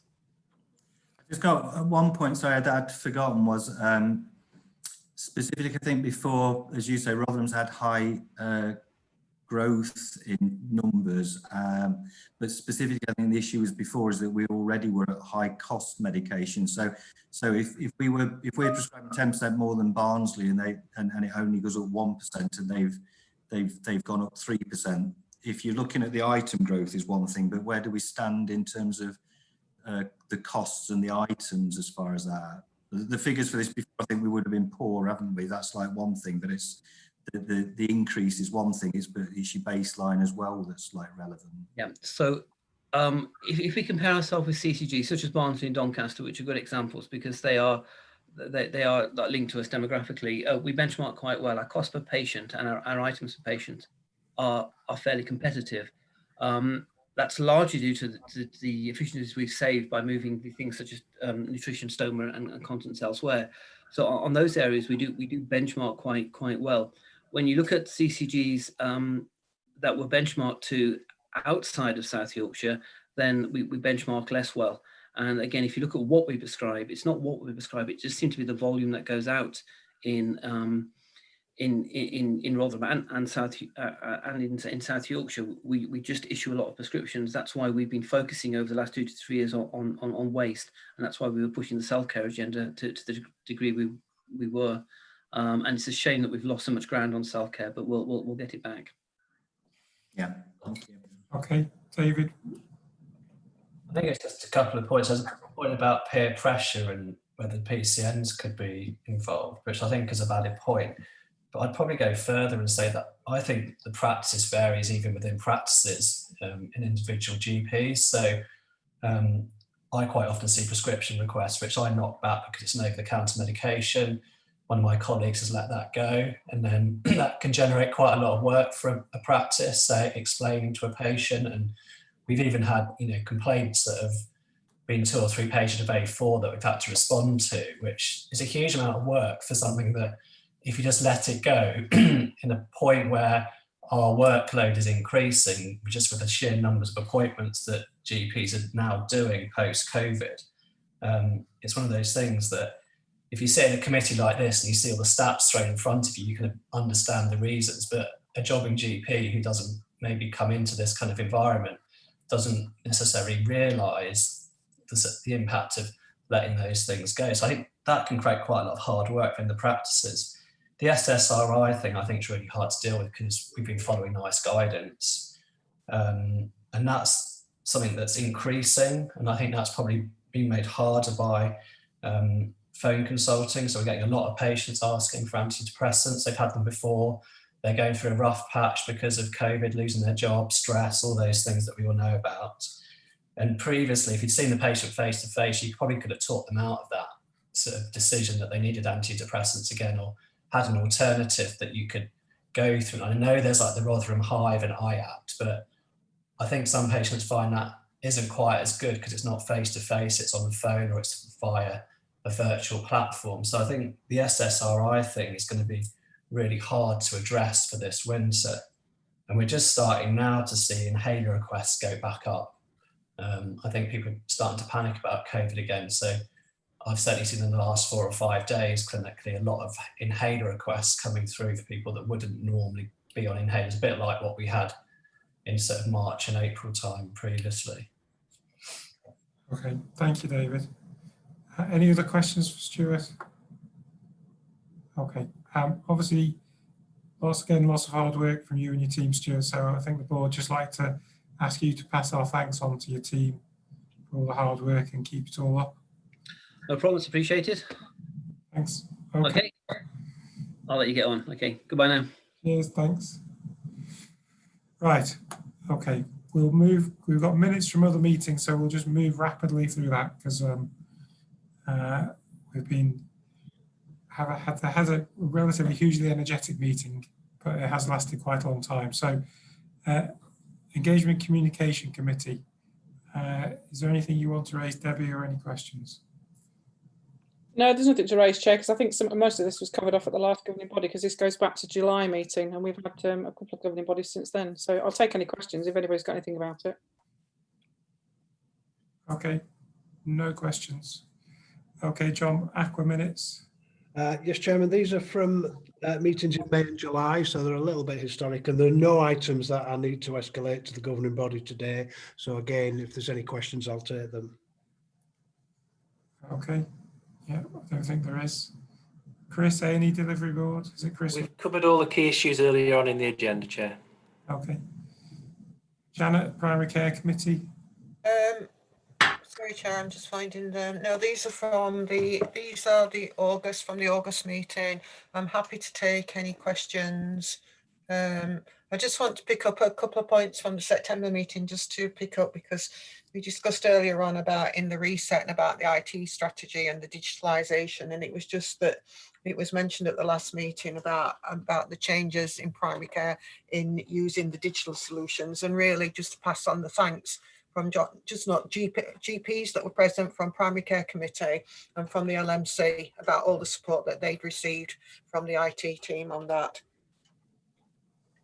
Okay, we'll pass that on.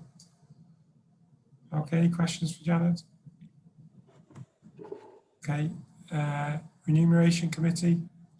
Chairman, this is an item where we do need to make a governing body decision, and there are some conflicts of interest here, obviously, because it relates to 2 members of the governing body. So I think Chris and Ian shouldn't be involved in the decision making. So I'll just say that. Okay.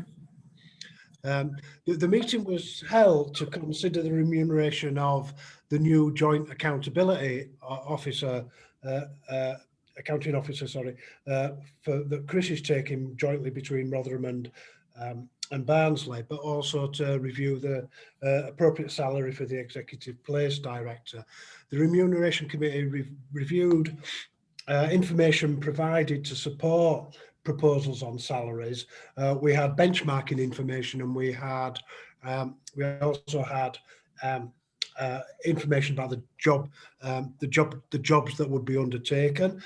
We saw the job description for the executive place director, for example.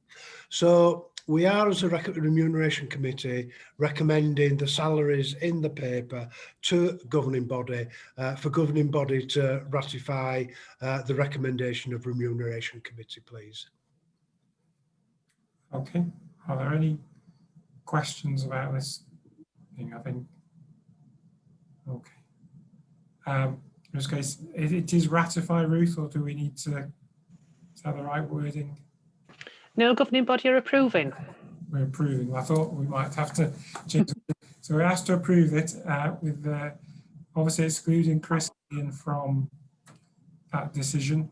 Can I see positive affirmation from everyone else, please? Chair, apologies. Yeah. Yes, I've been trying to raise my hand. Apologies. I excluded myself at the remuneration committee in case there was a perceived conflict on my part as well, and I'd appreciate being excluded this time for the same reason. That's fine. I have seen the votes from everyone else, though, so the paper is approved. The decision is approved by the board. Okay. Thank you. Right. Okay. Last minutes is just from the ICS executive group. Any questions? Yeah, seems such a long time ago, this, doesn't it? They're from the 11th of August, so I think time's probably moved on, but they're there really for transparency and for assurance. Okay, any questions for Chris? Right. Then there is no other urgent business as I've had, so we don't need any other business.